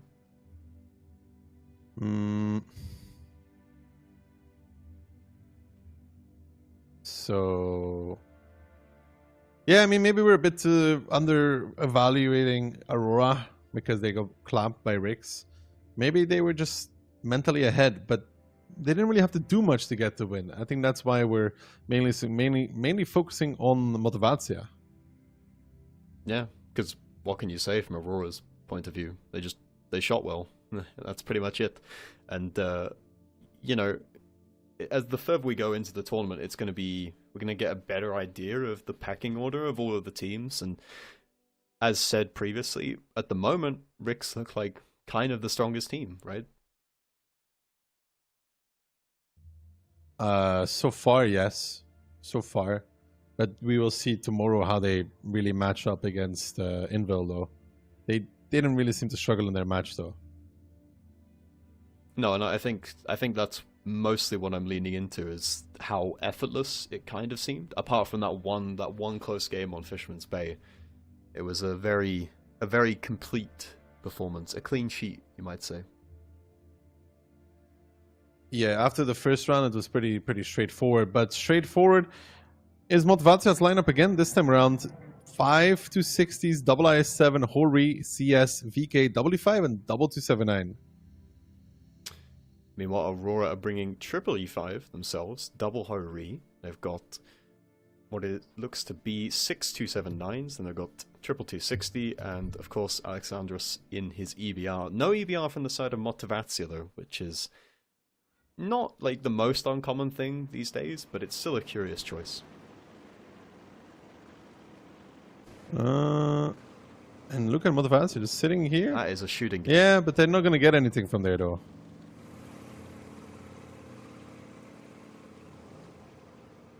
It is a nice gun line though. They're not going to get to shoot the EBR, which looks like it was probably their intent, because 279 pushing up, you're not going to have the greatest shots on towards him. Aurora, it kind of looks like a rinse and repeat. We've got a couple 279s, triple 279 in the middle, then we've got pretty much the entire rest of the team aiming down that one line for the opening, trying to delete any poor souls who look to explore that part of the map. And Motivatia are very heavy towards the middle, and are they just going to go for a straight push? Yeah, they're going over the mid again, but this time around it might actually find some success though, Moff. Yeah, because there's only one 279 sniping from A6 at the moment, and that is Leon. The double E5 is now pushed in towards the city, unspotted, so they're kind of reading Aurora pretty well here, probably watching the previous match, of course, because this is a rinse and repeat from Aurora, and now they're even just pushing through the open field. They are all going to be spotted, so the jig is up. Aurora will be aware of what's happening, but that's a lot of map control that's been taken away right now. Yeah, and I think Motivatia was just doing this so they could push the city basically unspotted, but now they realize, they come to the conclusion that there's nothing here. So they need to start getting ready for 1-2 line. Leon. Leon, yeah, in trouble in the 279, out in the open. He wants to reset back to that B4 rock, but he will not be making that. The VK now bailing from that position on H2, gonna be making it back, and Leon not making it across, I think. And if he does, he'll be on a one shot at the very, very best. Nico Heinz might take some damage here, trying to escape this. He might get blasted a little bit, but it doesn't seem like that is the case. Only takes one shot in that VK, so he is going to be thanking his lucky stars for that one. And again, this push from Aurora, they look to try and find some kills or take away some map control, but Motivatia have got it covered, and they didn't even lose any guns in the process. Yeah, so all in all, it is pretty good for Motivatia, I would say. They took back a lot of map control. They have a lot of things here as well, and they're chilling right now, honestly. I think we can pay attention to the time that this has taken as well. The speed that Motivatia have gone. They've got 7 minutes left on their clock, and they have locked Aurora into the north corner of the map. And look at the crossfire now. Link and Timmy, they're in a bit of a tight spot. It's going to be difficult for them to try and sit safe. I don't think they can sit safe, Moff. I think that's the whole problem for them. I think they slowly but surely will die from this position one way or another. And Motivatia will just slowly chip away little. I think it's even from the south picking that up. I don't want to say it too early, Moff, but this looks like a game over kind of situation. It could be, it could be. And Link takes another shot. Now Amarakton is 279. Not that that's really going to make any kind of difference because he's taking so much fire from multiple different angles. And like you said, they're just unable to sit safe in these positions. Now Alex in the default bush in A4 in his EBR is able to perma-spot these guys peeking around that house, but is not going to be able to really do anything. And Motivatia now grouping up over towards the one line, as though that looks to be the place that they want to make their final push to get the killing blow. Neko Heinz is going to move up first though. They want the VK to be the battering ram. They want him to take all of the initial aggro to allow the 260s to push in. Neko Heinz now going in. Does he get blown up? He doesn't really. I would have expected him to get deleted almost immediately there, but now he's actually able to survive, and Magnus actually shields him from the guns in the back. The rest of the guys from Motivatia pushing in now towards the guns of Aladdin and Baron, who are going to fall very, very quickly here. There's not really anyone in position to cover them. No, it isn't. And now the swarm of Motivatia tanks find one after the other. In game number 1, they still managed to make some mistakes that throw this game away. But now Aurora trying to cross over the A-line with T-125s. These American tanks may try this great freedom push across the open, but it will be shut down. It will not find success. And as easy as round number 1 looked as for Aurora, the same fate here for Motivatia in their respective round.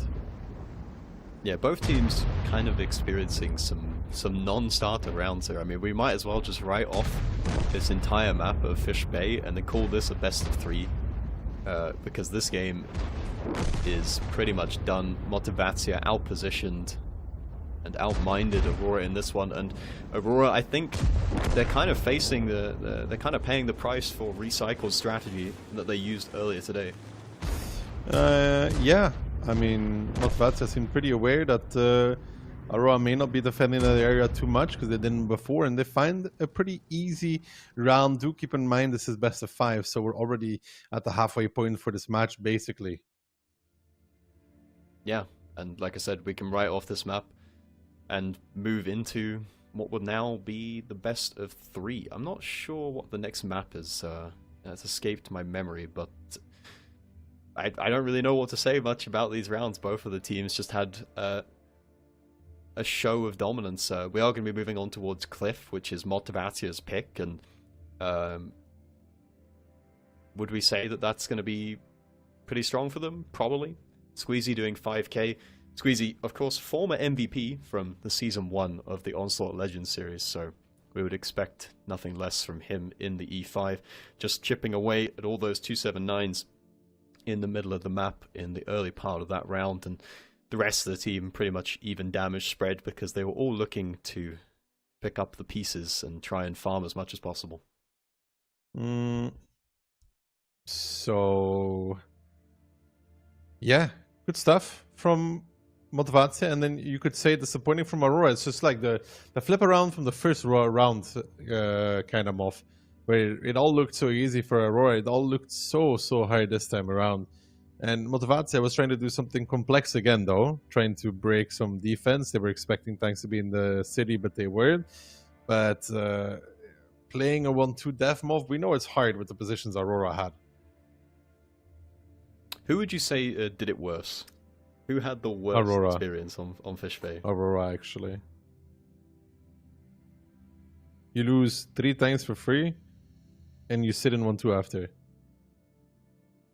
And then they tried to make the great push back across the A line, tried to manifest their destiny, but that was definitely not something that was possible, and it just like it just goes to show the limited options that they were left with in that match. They really had nothing left to do after the one line push didn't really yield anything. There was nothing left for them to do in that round.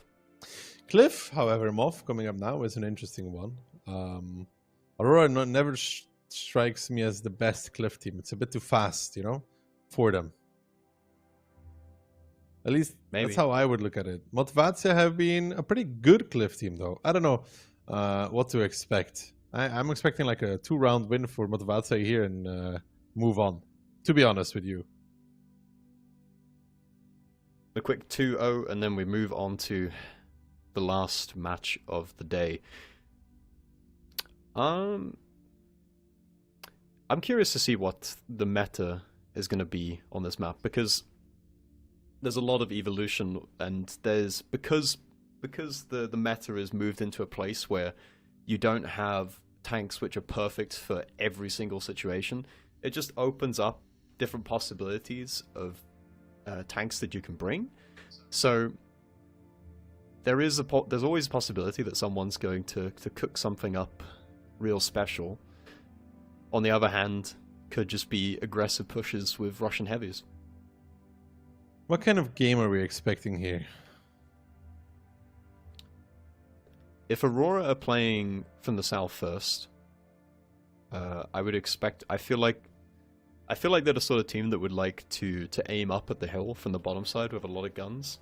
Initially, I don't get the impression that they're the team that wants to go for a straight brawl here, but their lineup would definitely suggest that. That is a lot of BZs from both teams here. Aurora bringing double 50B, and that looks to be, if the maths is correct, that's 10 BZs. I've managed to work it out. Then we got triple CS as well. Interesting. WoT in return, Moff, they're bringing 8 BZs of their own. I think, or 7 with 3 more regular BZs, then 2 IS-7s, 2 TVPs, and a CS. So 10 BZs in total.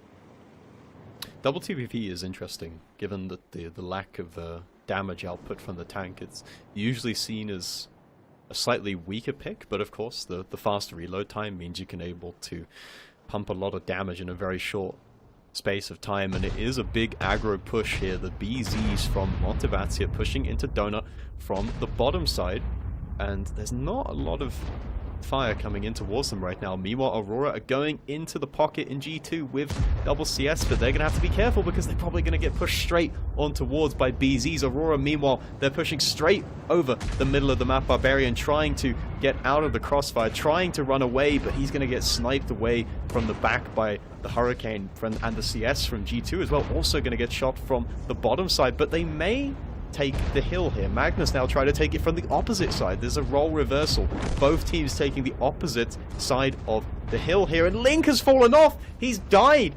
the damage was too much, he could not do anything, and now the repush back into Donut, it's just 2 guns by themselves. Aladdin and Timmy, what are they doing? They're just completely in no man's land. Aladdin gets blown up, and Timmy doesn't have a good position either, and Benzo says hello, takes a shot for free, and he's just gonna die as well. Yeah, WoT winning on all fronts right now, winning 1-2, winning the middle as well, and that double TVP, not the greatest tanks in my opinion on Cliff. However, when a singular or 2 BZs push down 1-2 and you both get to clip for free, Moff, it is pretty nice to have nonetheless. Now they got some big clips on the back of Timmy as well, who's going to be falling if the BZs from WoT can hit the shot, but the game is just over like that, Moff. The damage was indeed too big initially, Link falling, the hill was taken, but it was only for a moment there. And for WoT and to Cliff round number 1, they'll probably be like, well, that wasn't too hard at all, guys. Good job. Yeah, certainly. They made this round look very easy as they look to clean up this round. Big ram there from Squeezy, just not even required to use his gun to pick up that kill. And it seems like there was a bit of a miscommunication between, or a misunderstanding from the side of Aurora as to how many guns were actually still posted up in the donut position for WoT. Perhaps they thought that WoT would be too preoccupied with the middle of the map, but it seems like they just fed 2 tanks for free to the Wolves. This is what it looked like to me, at least, to be honest. Like, that's what it looked like to me. It was pretty free for WoT here. Which also comes down to their opening being superior, Moff. Let's be real about it. They had all the guns in all the right places to deal with everything Aurora was throwing their way. And they stabilized after that disappointing first round. They get a good second round. Now they pick up a Cliff round as well, doing what they're supposed to do. And reminding everybody that they are still reigning champions. Yeah, that's a very good point to bring up, and I think just the way that WoT pushed, they nullified the tanks on bottom side. I think it was double 50B from Aurora shooting up towards the middle, but they didn't punish the 1-2 push in the beginning. They didn't punish Barbarian. I mean, Barbarian did get punished, but eventually WoT still took the hill anyway, and it's not really a surprise that the double TVP comes out on top, is it? Doing 4.9 and 4.6 respectively. They had some paid actors on the side of Aurora who were able to donate their HP, but still, nonetheless, TVPs did a good job. I wonder if they weren't spotted in the beginning of the game, and perhaps that's why Aurora pushed. I'm not sure, to be honest with you, Moff, but I know it was none of the moves that Aurora made in this one were the right one. And certainly not for poor Link, who not only was he going to die from going up the hill, but he took a leap of faith to try and get into safety and ended up crashing, and probably the only damage he did was ramming one of his opponents just very lightly. I mean, it's better than 0 though, Moff, huh? It is better than 0. It's infinitely more than what Aladdin did. Yeah, that is correct, Moff. Correct. Unbelievable. Making the right assessment there. No, but yeah, it was just rough for Aurora. I don't know how else you say, but like this one was really down to just WoT being superior in their tactic, in their opening, and they had everything they needed. And Aurora then has to make some push, because otherwise you have these tanks stuck in lower side, Moff, and you can't really do much with them either. When the enemy team has basically all of their tanks up and you have BZ stuck lower side, what are you supposed to do at that point? Yeah, I think from WoT's point of view, because they push everywhere, it gives them the possibility to do anything at the same time. And, you know, I think the only way, not the only way, but one of the ways that Aurora would be able to counter this is if they all pushed onto one side of the map. But of course, you can't know that until the battle has already started. It's a hard prediction to make, to be honest. I mean, you can gamble, but is that worth it, Moff? No, and of course, if you do push fully into the 1-2, for example, it's going to limit the map control that you have everywhere else.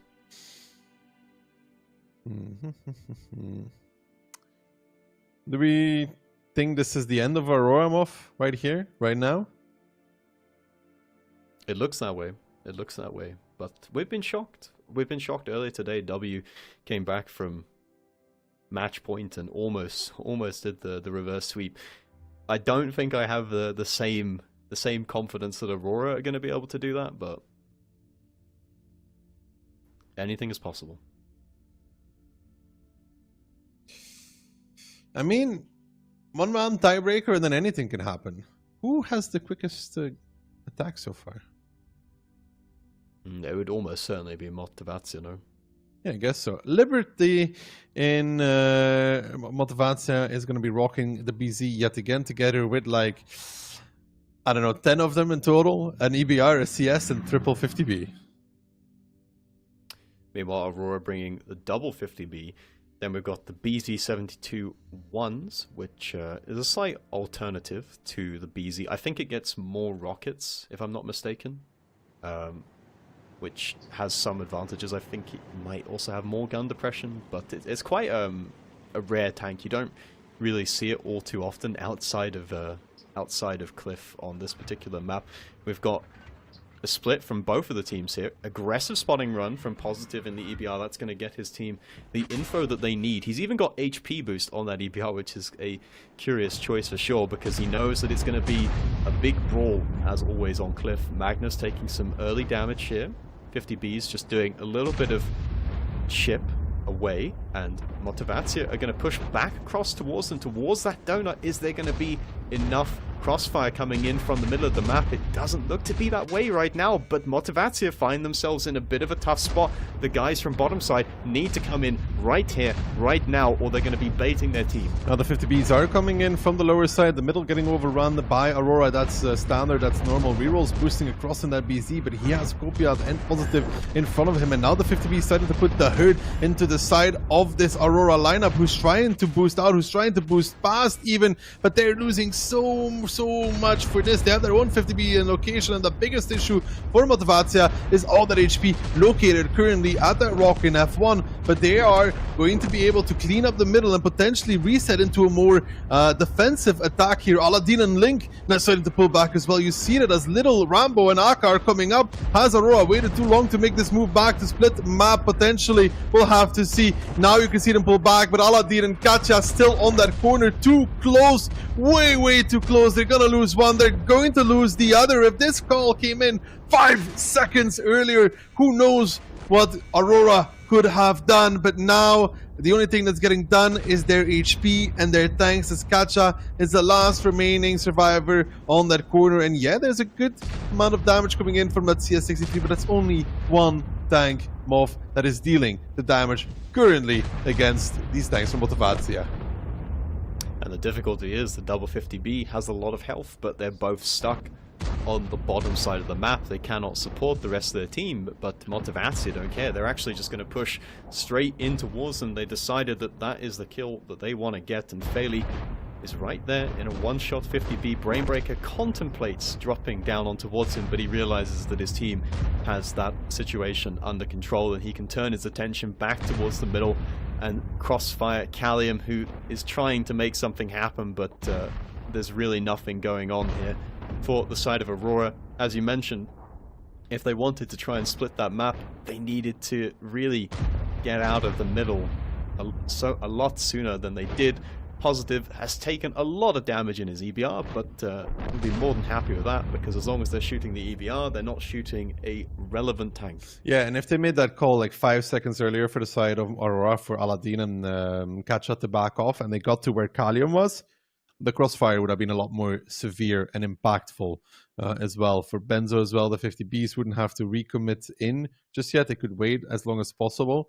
So there would be a lot of possibilities there. Little with a nice peek, finds a kill, finds another, the double, and now it's just clean up duty for Motivatia, who will put themselves into the next round of the lower bracket. Congratulations to them. The first round was indeed a false start, but afterwards they put themselves where they had to be to close out this match. Congratulations to Motivatia. Good HP management across the board as well. The HP spread, they've got a lot of guys on low HP, but as long as you manage to keep them all alive, that is the most important factor here. And I think this game, apart from the weird Fish Bay rounds, where both of the teams just seem to have a blowout game, I think this kind of went about how we would have expected. As soon as we went on to Cliff, there was really nothing left for Aurora, they were unable to match up to the skill and the positional advantage, the quick decision making of Motivatia. Good stuff there from Motivatia, like we said. They had a false start, it was a false note, but afterwards they looked like still a solid team, maybe not as powerful yet as before, but do remember, Moff, they once made it through an entire clan showdown, winning only tiebreakers.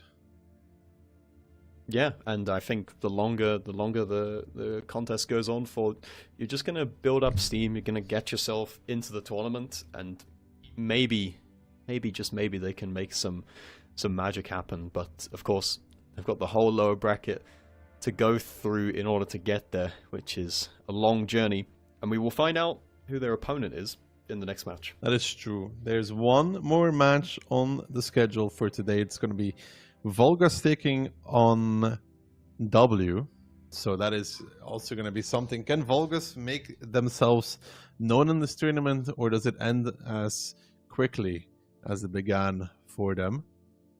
It's the question. Normally, we not to be mean, but usually we see the team that drops to the lower bracket win. However, in this case, Motivatia broke that kind of trend. Then again, normally Motivatia doesn't start in the lower bracket. I think you can also explain that away with how the groups were balanced out, because you had Rix, who really just upset the party for everyone involved, and that is obviously why Motivatia found themselves in that lower bracket in the first place. It's kind of just upset the established order of things, and made it a lot more difficult for everyone else. And W versus Volgas. Of course, I think most people would favor W in that matchup, but you know, Volgas, they've been threatening to like break through this glass ceiling in the playoffs for quite a while. Will they be able to do it on this occasion? Maybe, maybe not. I mean, I think that you probably predicted for W, if I had to guess. I went for 3-1 W. Yeah, so I think that breakthrough question off, it kind of got answered by itself, no? Maybe, but we got to raise the stakes and not leak the script to the public. It could happen. I don't, Volgas has always been this team for me. I mean, they are experienced and they've played in Clan Showdown on numerous occasions, but whenever it comes to the playoffs, they just don't seem to manage to make any kind of impact in the latter stages. No, they've been a team that has made it to the playoffs quite a few times, but that breakthrough that you were talking about, Moff, it's never really come forward, to be honest. I remember the name quite a few times, but they've never really been able to do too much. No, and sometimes, there's a lot of teams that have tried to break through to that next level, but that one of the reasons that Invil or the likes of Invil is successful for so long, and Motivatia, is they're just constantly able to elevate their game, because it's not just about strategies, it's about how your team adapts to the moment, and maybe that's something that we would question whether Volgas can actually do that.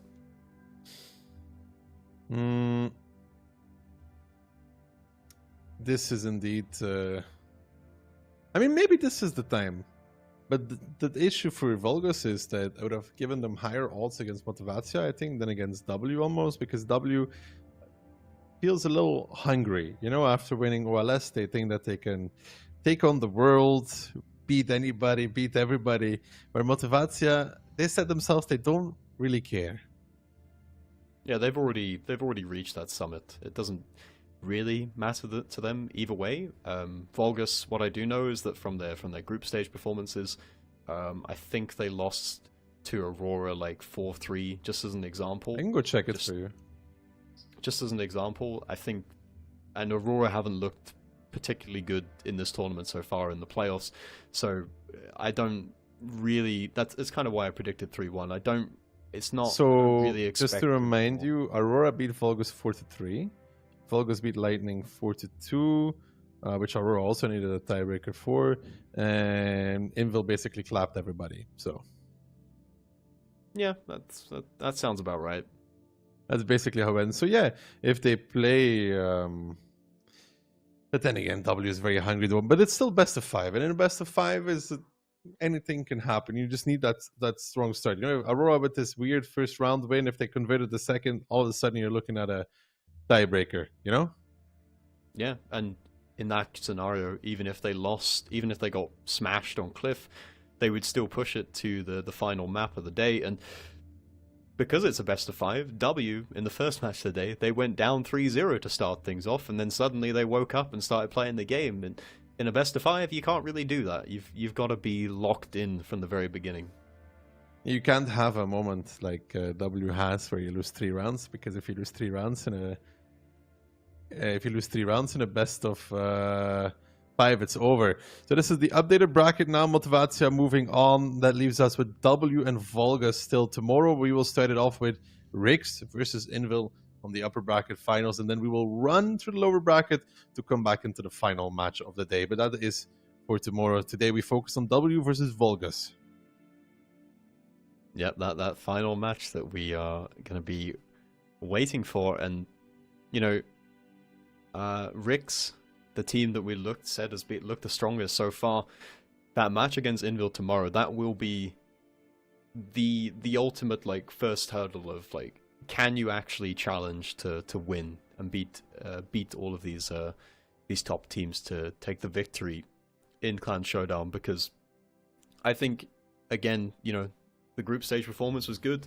This upper bracket performance was good. 4-0, absolutely sweep past Aurora, but they didn't actually play Invil yet in this tournament because they were in the opposite group. So we'll see how they match up against that. Truly, indeed, we're in different groups, but I'm thinking back. I feel like Group 2 was the more competitive group here last time around. You know, you had Rix, W as well. Who's the third? And Motivatia. I mean, I would say that was the stacked group. Yeah, it definitely was. And I again, you know, that's the fact that Rix came out on top of that just shows the promise that this team has going into that next match. I mean, I think that's quite enough yapping from me and Moff for now. When we get back, we will have the last match of the day. Volgas versus W. Who continues in the tournament? We'll find out after the break.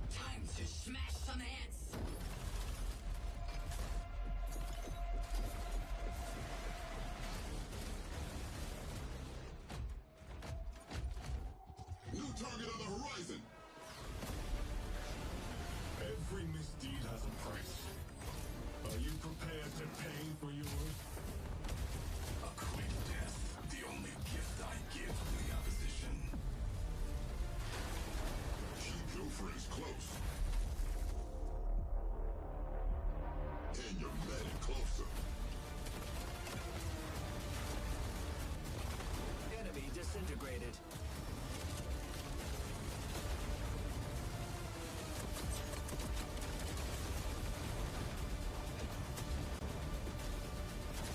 Humanity depends on our victory.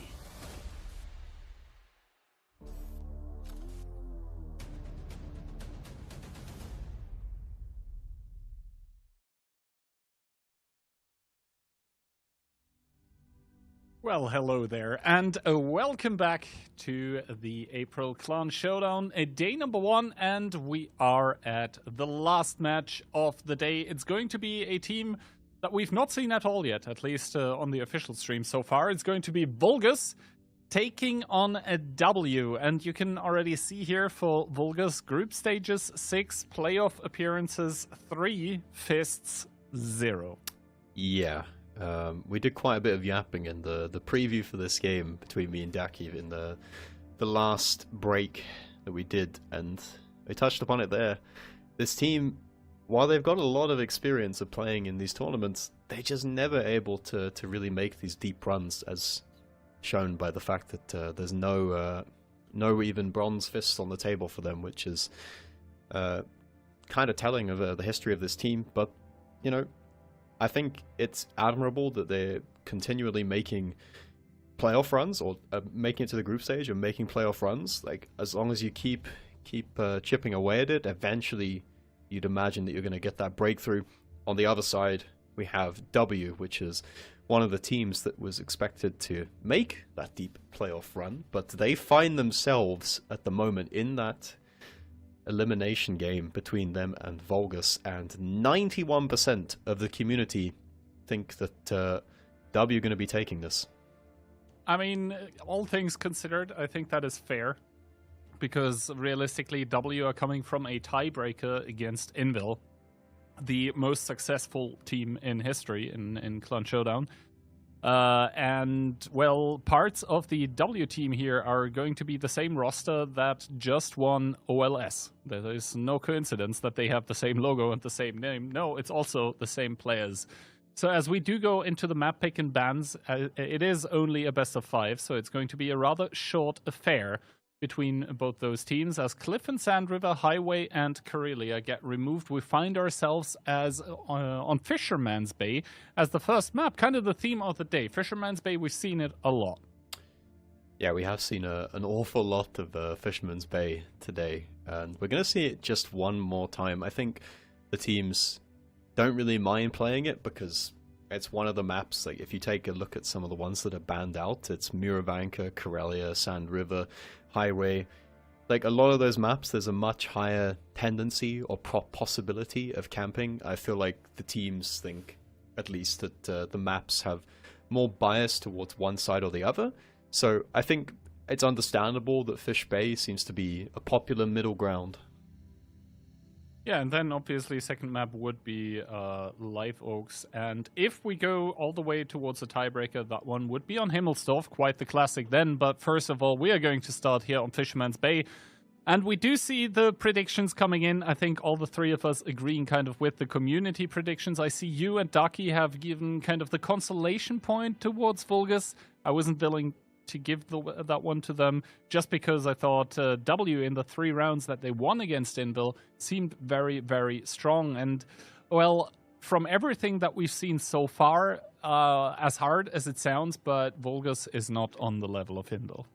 I think that what W experienced in the upper bracket match against Invil, the slow start that they had, and then they came back into it, and then eventually lost that match, Invil coming out on top, I think they kind of woke up a bit, and that's I don't think that W are going to experience a similarly slow start in this match. Yeah, as we do see the lineups coming in, so it's going to be Vulgus with an EBR and Hori, a VK72 and E5, double 279. We have one singular 267 IS7s and an E100.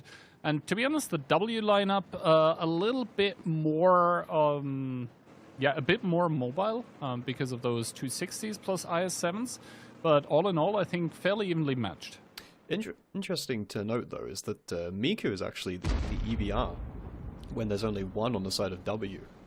Mentos is pretty much always mained the EBR for whatever team that he's played in, but in this new look W, it actually seems that it's Miku who's the main EBR player. But although we had some games where Mentos was the only guy who played EBR, so a bit of a mix-up between the pair of them, just taking it in turns. We've got a very aggressive push by Vulgus down the one line here, and Spieler is going to jump over the top side, and they're going to go into that sort of hold down and try and pressure these guns in towards the middle of the map. W in return, they're running away, they're respecting this map control that has been taken by Vulgus. Indeed, and now in the middle of the map there is kind of a push going on, some HP lost, but in the meanwhile W have pushed through the city and they do find Synops, who probably says oh no at the sight of triple IS-7 coming his way, although Frugo does take a lot of damage for this, but Fapi into minus 2k for him. Needs to be very careful. They do need to be very careful because these crossfire angles, you've got Lip and Lavaliard in the IS-7s who are going to be stopping these 279s from really doing what they want to do, which is overpeak on towards that middle of the map. And now the IS-7s, they're forced to do something they really don't want to do, which is drive across the middle of the open in front of the waiting arms of these guys from W. Yoz, Nepal, and Fly are going to be farming up as best they can before they go down, and it's very, very difficult. Vulgus in a complete crossfire here. They're also getting re-pushed back in towards the middle of the map, and they are just slowly losing their grip on this battle. Yeah, indeed, Kunek there caught in the crossfire. The EBR from the A-line is also shooting in towards him, and as it stands, W, they just have the HP advantage. YMS spotted the team captain now falling as well. Lip, though, with a whiff on towards the E5 that also doesn't take a penetration from the EBR, and now counter push on the A-line from the EBR as well, but it's probably going to be too little too late for Vulgus that are really trailing in HP, and they yet still haven't managed to crack open K2. No, they haven't, and it's a very difficult position for them to push in towards. Unfortunate bounce there for MV as he hits the gun of Lib, so that VK going to be on reload and denied that 750 alpha shot of damage. And you can just see the guns that are in K3 for the side of W, they're able to sit safe there because there isn't really anyone to crossfire from the middle of the map for Vulgus, so they're quite happy to just sit there and hold back all of these IS-7s who cannot really do anything. And again, they're just slowly losing control of all of the positions as W look to close out this round. Yeah, exactly. And while Lip did bounce a shot on towards MV, now with the flanking move, he does get another one in there. Ola with a pickup on towards Ali, but little is it going to matter because W, they just have everything needed. Double the HP, what seems like double the guns as well. And at this point, Lip is just farming and probably happy that the VK-72 has so much HP to start with, because that's just going to pad his damage for the end of the round. And now K2, I was talking about Vulgus not being able to crack it open. Instead, they're going to slam the door shut. They're even going to win that position. And yeah, Hero and Francesca, the last two remaining players for Vulgus here, left to pick up the pieces and probably trying to buy a little time to reset already mentally. Definitely. This was a quick round, especially compared to what we've seen on Fisherman's Bay. A lot of slow moves in the previous matches that we've seen, but when Vulgus goes so aggressive down that one line, you got to expect a quick reaction from W, and that's exactly what happened as Lip finds the kill on Francesca, which will secure the first round. Indeed. W taking home the first round of the match here. Probably going to be happy with themselves. That looked pretty clean, to be honest. They were doing a good job of just, you know, finding out what exactly Vulgus was doing. As soon as they saw the one-line push coming out, they immediately reacted with that hit squad through the city. And to be honest, the E100 is a great hold tank, but not against 3 IS-7s. Like, Synops is never allowed, like, or meant to win that either. There was just no backup plan for Vulgus. Yeah, he's kind of hung out to dry in that position, which is a bit unfortunate. Poor Francesca, though, did 6.8, almost 7k damage in that Ho-Re, but it's just still not enough to just stem the tide of the W advantage that they had in that round.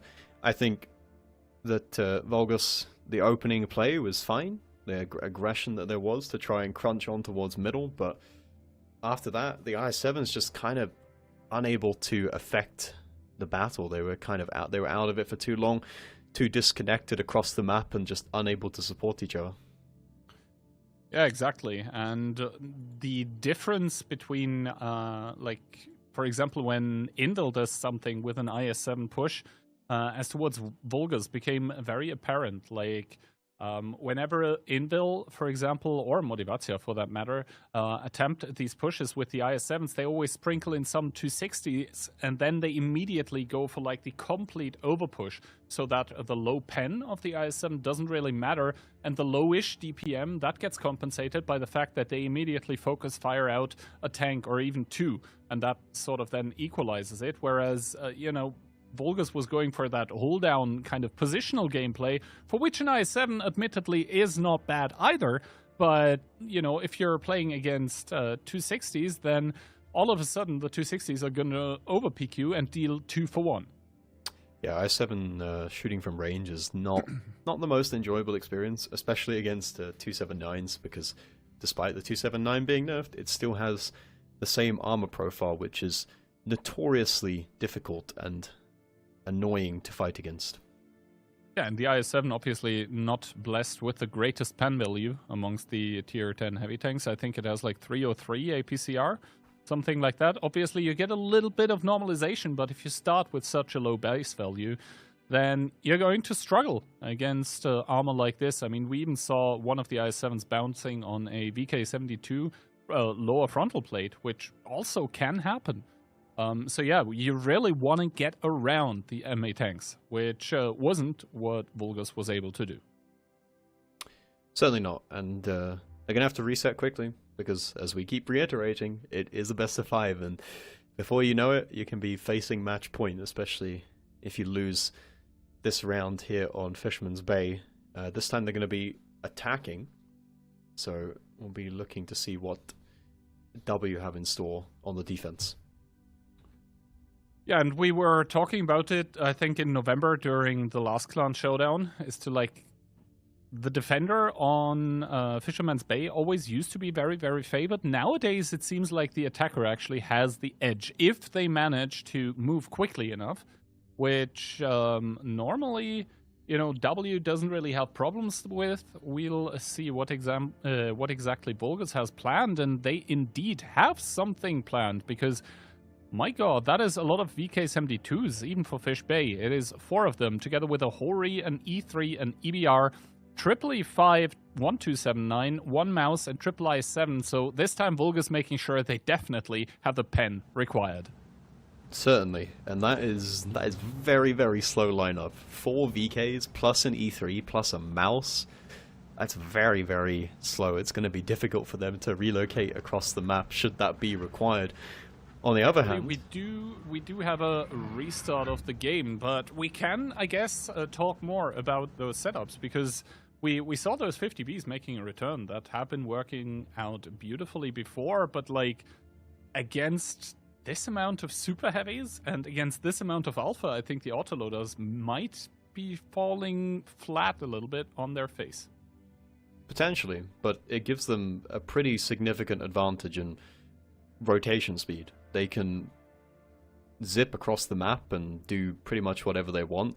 The VKs, they're very limited. They've got to, you know, they can only reposition a certain number of times, maybe even twice in the entire match. So if there's a change of plan of what Vulgus want to do in this match, it's going to be very difficult for them to adapt. And the 50Bs, you're not going to catch them. You're not going to find the 50Bs when you've got such a slow lineup. And we saw the 50Bs against Indel. They were not afraid to put on a training regimen and just run all around the map. They are definitely already fit and in shape for those rotations, as we once again go in towards it. And W, they have leaned in towards the can openers already against Indel, and they seem to be quite okay with those on Fisherman's Bay as well. I mean, hold down the tank is an absolute menace. I mean, the crazy thing is, like, as much as we're like preaching about the VK's 350 heat, it's still like, you know, against a can opener, I think even 350 heat from a VK is going to be very, very difficult to actually pen that tank. Yeah, no, you're certainly not going to be doing it reliably if the can opener plays hull down and you don't get to see its roof, which kind of against heat can be a weak spot.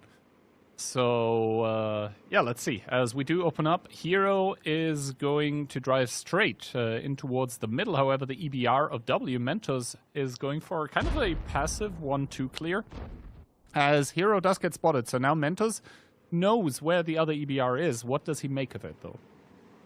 Again, it's curious. They've swapped Mentos back into the EBR. It's not something that you see very often. Normally, each team has like a guy, the default guy who they pick as their EBR main, and if they're only going to pick one EBR, they never usually rotate. So it's curious that they would do that. Flawless going for the aggressive push into the one line. How much damage does he take?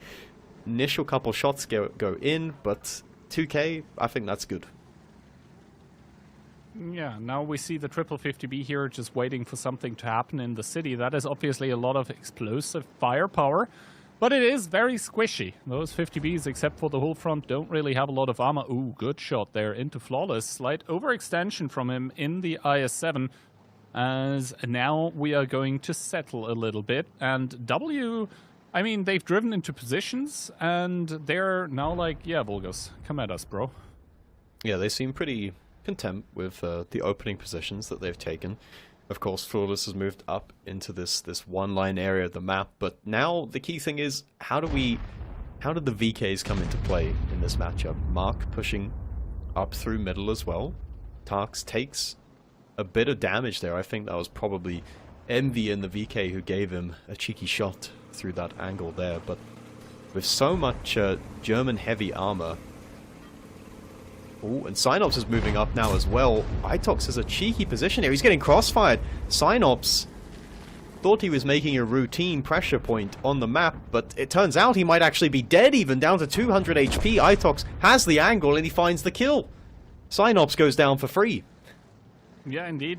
Synops getting sent there sort of as a sacrificial lamb and just completely dies out in the open there. Itox does take a shot of damage, but you know, taking a shot of damage for an entire enemy tank dead, that is a trade probably every player here would be willing to make, as the 50Bs, with the first big rotation coming in, they realize nothing really is going to transpire in the city. That is why they are starting to move all of the way through the A line. They're going towards the one line where currently we once again have this VK-72 plus Soviet Heavy combo, and that VK obviously might be able to shoot down the tanks that W have in the middle of the map.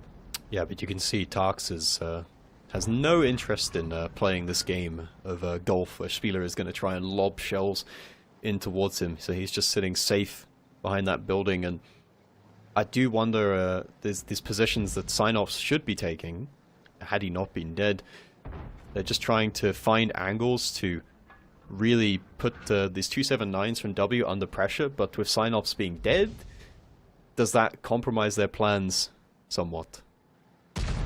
We'll see. Now Flawless is here to help Spieler, but that one is kind of fighting with one hand tied behind his back because he doesn't have any targets to fire at. He's essentially shooting blind, so he's not going to know either if his shots are, you know, even if they hit, if they deal damage. It's not like an Onslaught where you're able to charge up an ability. No, here you're actually doing it live and doing it blind.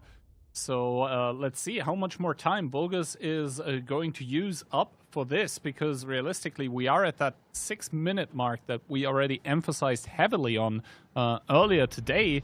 And Vulgus, they are the ones attacking. They need to make a move, even though they're down currently in HP. I think the poor thing for Vulgus is like, you've got this VK set up in the prime position to farm on towards middle, but you're just not being given anything. There's only Tarks there, as Splatty actually ran away in the 279. We've got this aggressive push now. Why am I spotted the team captain, or the FC, leading the charge and telling his team to, the rest of his team, to move up here. Itok's actually getting caught a little bit. Bleeds some HP in that mouse for free, but now W, the reaction is coming in. They're going to push in. They're going to try and make sure that the can openers take the initial aggro, which is going to allow the 50 Bs to come in and clip for free. They find the kill on towards Flawless. Spieler is going to be falling shortly after, and there's no one left here for Vulgus to cover that push. It was just one Ho-Ri who's already running away. Not the fastest tank that, so he needs to be careful he doesn't get caught as well. Yeah, indeed, and now Nepal is trying to drive in towards the cover position, but Marches is actually there, and he's not only typing, he's also pushing Nepal into the water, who might die because drowning. of this. And now the other W tank actually does blow up, but does Marches make it out? No, and Nepal manages to stay alive. We have seen great people, we have seen goats even drown in this position, but Nepal says no. No, Nepal, Marches thought that he was putting Nepal under some pressure by ramming him into the water, but it turns out he was stuck in there with Nepal, not the other way around, and now more aggression from W. Fly leading the charge in his 50p, a bit ahead of the game here, just clipping for free onto Verwaldinho in that mouse, paid actor, some free damage right there, and this game even more convincing than the last. Fly will go down, but a little bit overzealous there, just trying to close out the game faster than need be, but still everything under control here for W. Nothing left for Vulgus in this game. Full control indeed for the team of W, that for everything that Vulgus did, it seemed like the team in blue had a definite answer. The team captain, YMS, spotted falling as well, and all of a sudden it's just down to a third of the roster strength. Make that even less than that as Unique gets picked up by Ali. And as soon as the EVR starts driving in and just does wheelies around the enemy tanks, you know it is more than over. And yeah, W and Fisherman's Bay looking pretty good. Definitely. But a W looking good or a Vulgus looking bad? That's another question that we can say. But whatever this plan was with the quad VK plus mouse, we never really saw it come to fruition. Yeah, no. It felt like Vulgus had a clear plan of what they wanted to do, but well, it wasn't clear to us, that's for sure. It wasn't clear to us. Yeah, no. The plan that they wanted to do, they couldn't execute it because, well, W was way too early and way too well set up with how they played. So yeah, W is going to make it a quick 2-0. And for Vulgus, I mean, the trouble started, I think, before the match even began, but now they're in even muddier waters. You could say that. They're just in the tournament, barely, just hanging on by their fingernails. Match point now, of course. I can't say I'm really too surprised, to be honest. I mean, Vulgus, they've tried some things. They've experimented quite heavily by bringing four VKs to Fisherman's Bay attack, which we never got to see what they could actually do. Well, it turns out they did a whole lot of nothing. Oh, 3 doing 0 damage. Crikey. That is, yeah, not what you want to see, definitely. And, like, the thing is, they even brought the E3 and an Ho-Ri. So they were really, I guess, gambling that W was going to bring a lot of 279s, because realistically, this is what all of those tanks with a high pen counter.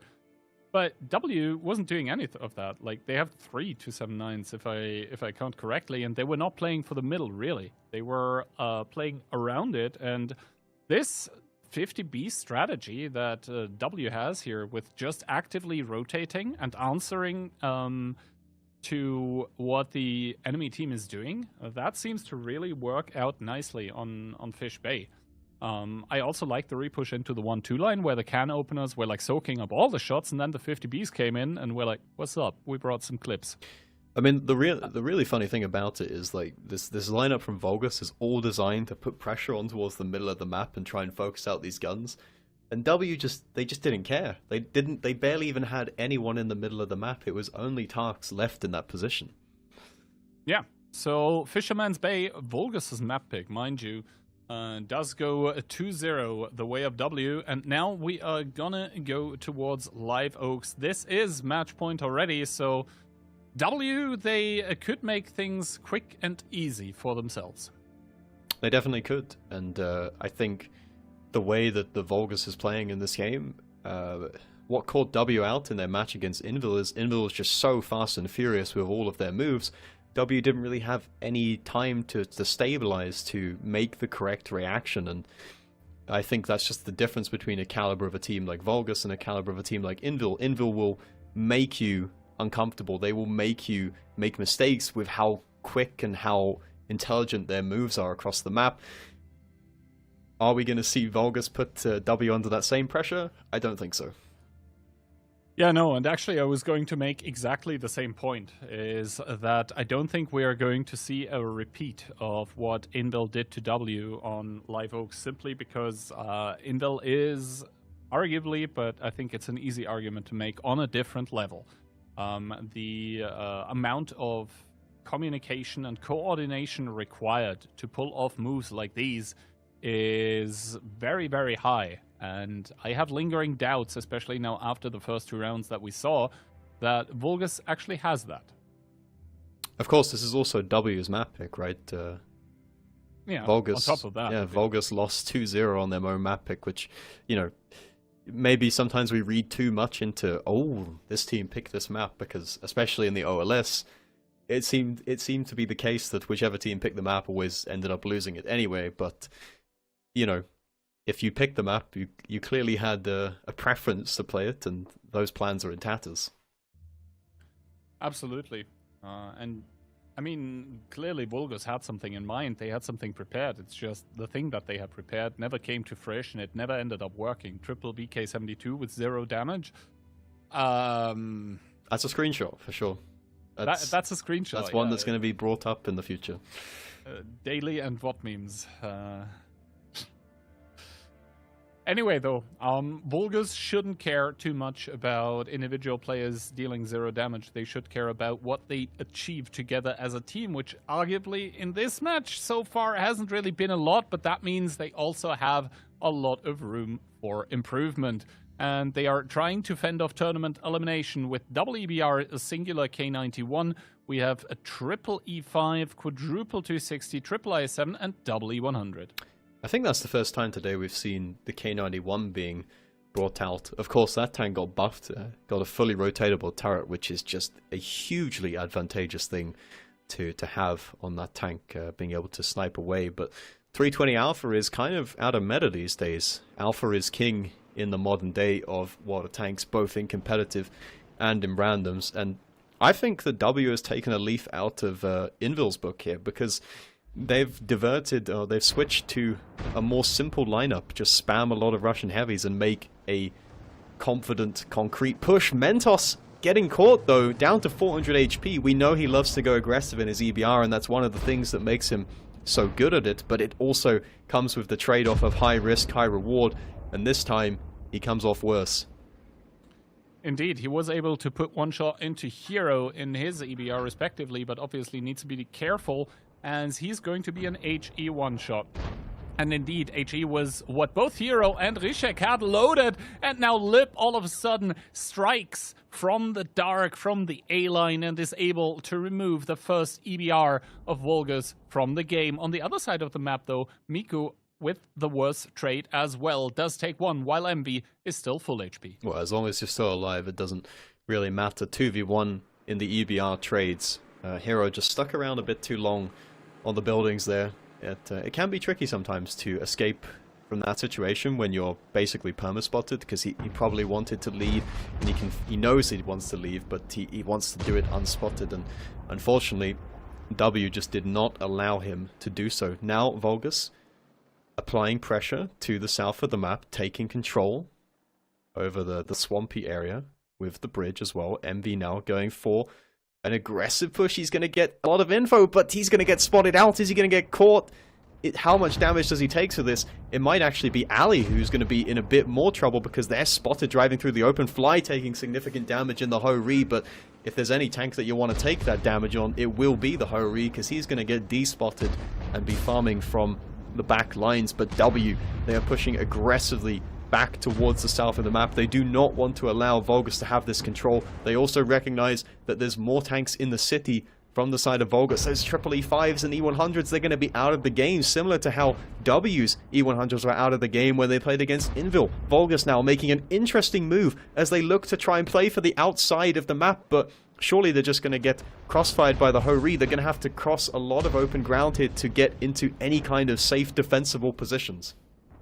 Well, the thing is, Francesca kind of left out to dry by his team. He's the sole defender of the South, and he is just going to get caught out as the Blue Tide, like a wave, swaps over and just picks up a tank for free. And now all of those tanks that have taken the inside positions, they're in a terrible crossfire as the W tanks form up, and it is just a shooting gallery. The Vulgus tanks have to drive back under the bridge, but this will only put them in a crossfire. Things are going from bad to worse, but even so, Vulgus currently with more HP, but that is probably down to the super heavies that are out of the fight. It's a pretty dire situation for Vulgus right now. The positions that those heavies have taken, they are just not able to get into any sort of safe position, and they have a lot of teammates who are trying to snipe from range, but when you're getting overpeaked by so many guns from W at the same time, you cannot coordinate the focus fire on tanks peeking one by one from range, and all of these guns from Vulgus that went into the south of the map, they are going to bleed. Tarks needs to be careful though not to over peak here and bleed too much HP for free, because the HP is quite even, but if you look at the guns in the game, W have everyone left alive. Vulgus meanwhile have lost over half of their team. Absolutely, there are 7 tanks remaining for Vulgus, and one of those is MB with the 600 HP EBR that realistically doesn't have a lot of firepower.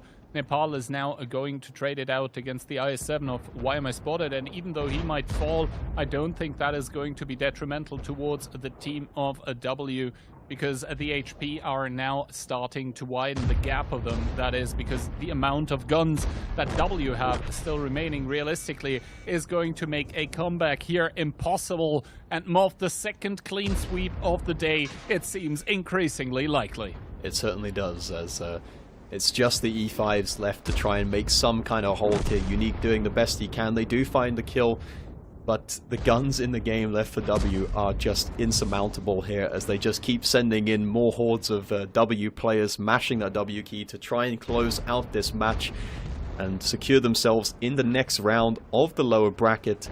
They will be facing off against Motivacja. Yeah, indeed, and W, to be honest, don't really break a sweat here against Vulgus, really confirming why they were the ones starting in the upper bracket. MB doesn't even prolong the game for longer than it needs to be, and W very, very convincingly put themselves in towards this lower bracket semi-final for tomorrow against Motivacja. So yeah, overall, what do we say after this one? Brutal, savage, wrecked. That was definitely, absolutely taken down. Certainly, that's one way of looking at it, and I don't think we're really too shocked by the result. I think a bit disappointing from Vulgus that they weren't able to put up really a strong showing in any of the 3 rounds that they played here. But I think for them, it's just going to be a case of go back to the drawing board and try again, and try and keep chipping away at it, try and break through that barrier to get into the latter stages of Clan Showdown, because at the moment they're just not up to the same caliber as these teams. Yeah, no. I mean, for them it is mostly a case of really gaining experience again, because there is no like training that you can have that makes up for actually, you know, playing on the stage. And we do see the K91 of Coma with 6.5k damage, so the tank certainly wasn't useless. It was just that, you know, the rest of his team was falling so quickly that even the K91 with, I think, what is it that the tank has nowadays? Like 4.3 seconds reload, something outrageous like that. He wasn't able to do it. Yeah, unfortunately he was farming that damage at the expense of his entire team collapsing, which is not really his fault, but he did the best he could, and just unable to... He needed to output probably at least twice as much damage as he actually did, which is kind of insane to think that that would have been required to turn the tide in this match, but unfortunately just not enough from Vulgus. They can come back and try again next time.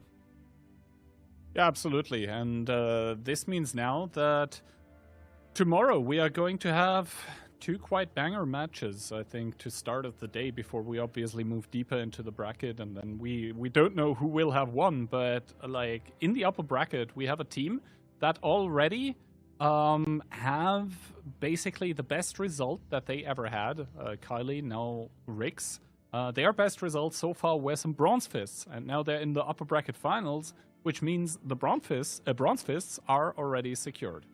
Yeah, and I mean, I guess, you know, if they were to drop to the lower bracket and lose, ultimately it's still the same losing position, but is it better because he did it through the upper bracket? We're talking hypotheticals, and we'll get to that tomorrow, but I think what we can say as a summary for today is, at least in my opinion, it went kind of as expected. I thought that Aurora and Vulgus were the 2 weakest teams out of the 6 that we saw play today, and I think we are left with the 4 best teams currently in the 15v15 format. Yeah, absolutely. Rix is still, for me, kind of a question mark as to not how good they are, because obviously very good, otherwise they wouldn't be where they are, but like the question for me is where is the ceiling for them? Because we saw them in the group stage really performing, showing up, getting place 1 there. But as always, group stage is a different kind of thing than, you know, playoffs. And now today, Rix didn't really struggle with Aurora. They had 1 round that was like close, where they won luckily, which was the first one they played. Other than that, it seemed like pretty smooth sailing. But then again, Aurora, throughout the whole day, out of the 8 rounds that they played, they only won a single one. So yeah, let's see. Anyway, obviously the Twitch jobs are going to keep coming. If you haven't claimed them for today, then we'll also raid Daki after, who probably had quite a nice time just chilling here watching this last match. And there you'll be able to finish claiming those drops. And tomorrow is when it gets spicy, because for the first time ever, you'll be able to get your hands on the Cast in Unity 2D style, which is a 15v15 exclusive so far, and if I have my way, we're not really going to make it available any other way, but there are obviously more people that want to get their hands on it, so let's see what we are going to do about that. But I think all of that being said and done, yeah, kind of an expected day, although it was pretty cool to once again see a K-Line shootout on Sand River. We haven't had one of those in quite a while, and turns out, well, Invil is still pretty good at those. But yeah, thank you very much for watching, and we'll see you all tomorrow. Take it away, guys.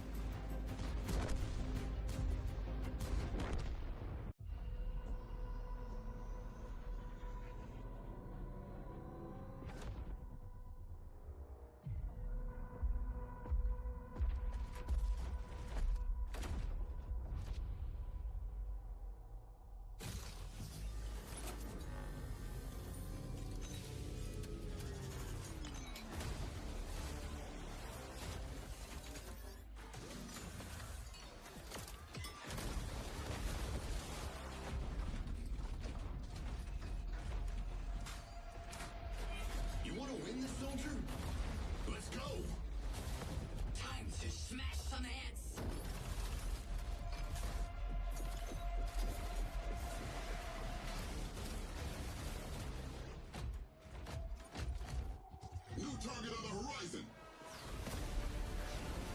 Every misdeed has a price. Are you prepared to pay for yours? A quick death, the only gift I give to the opposition. Keep your friends close. And your men closer. Enemy disintegrated.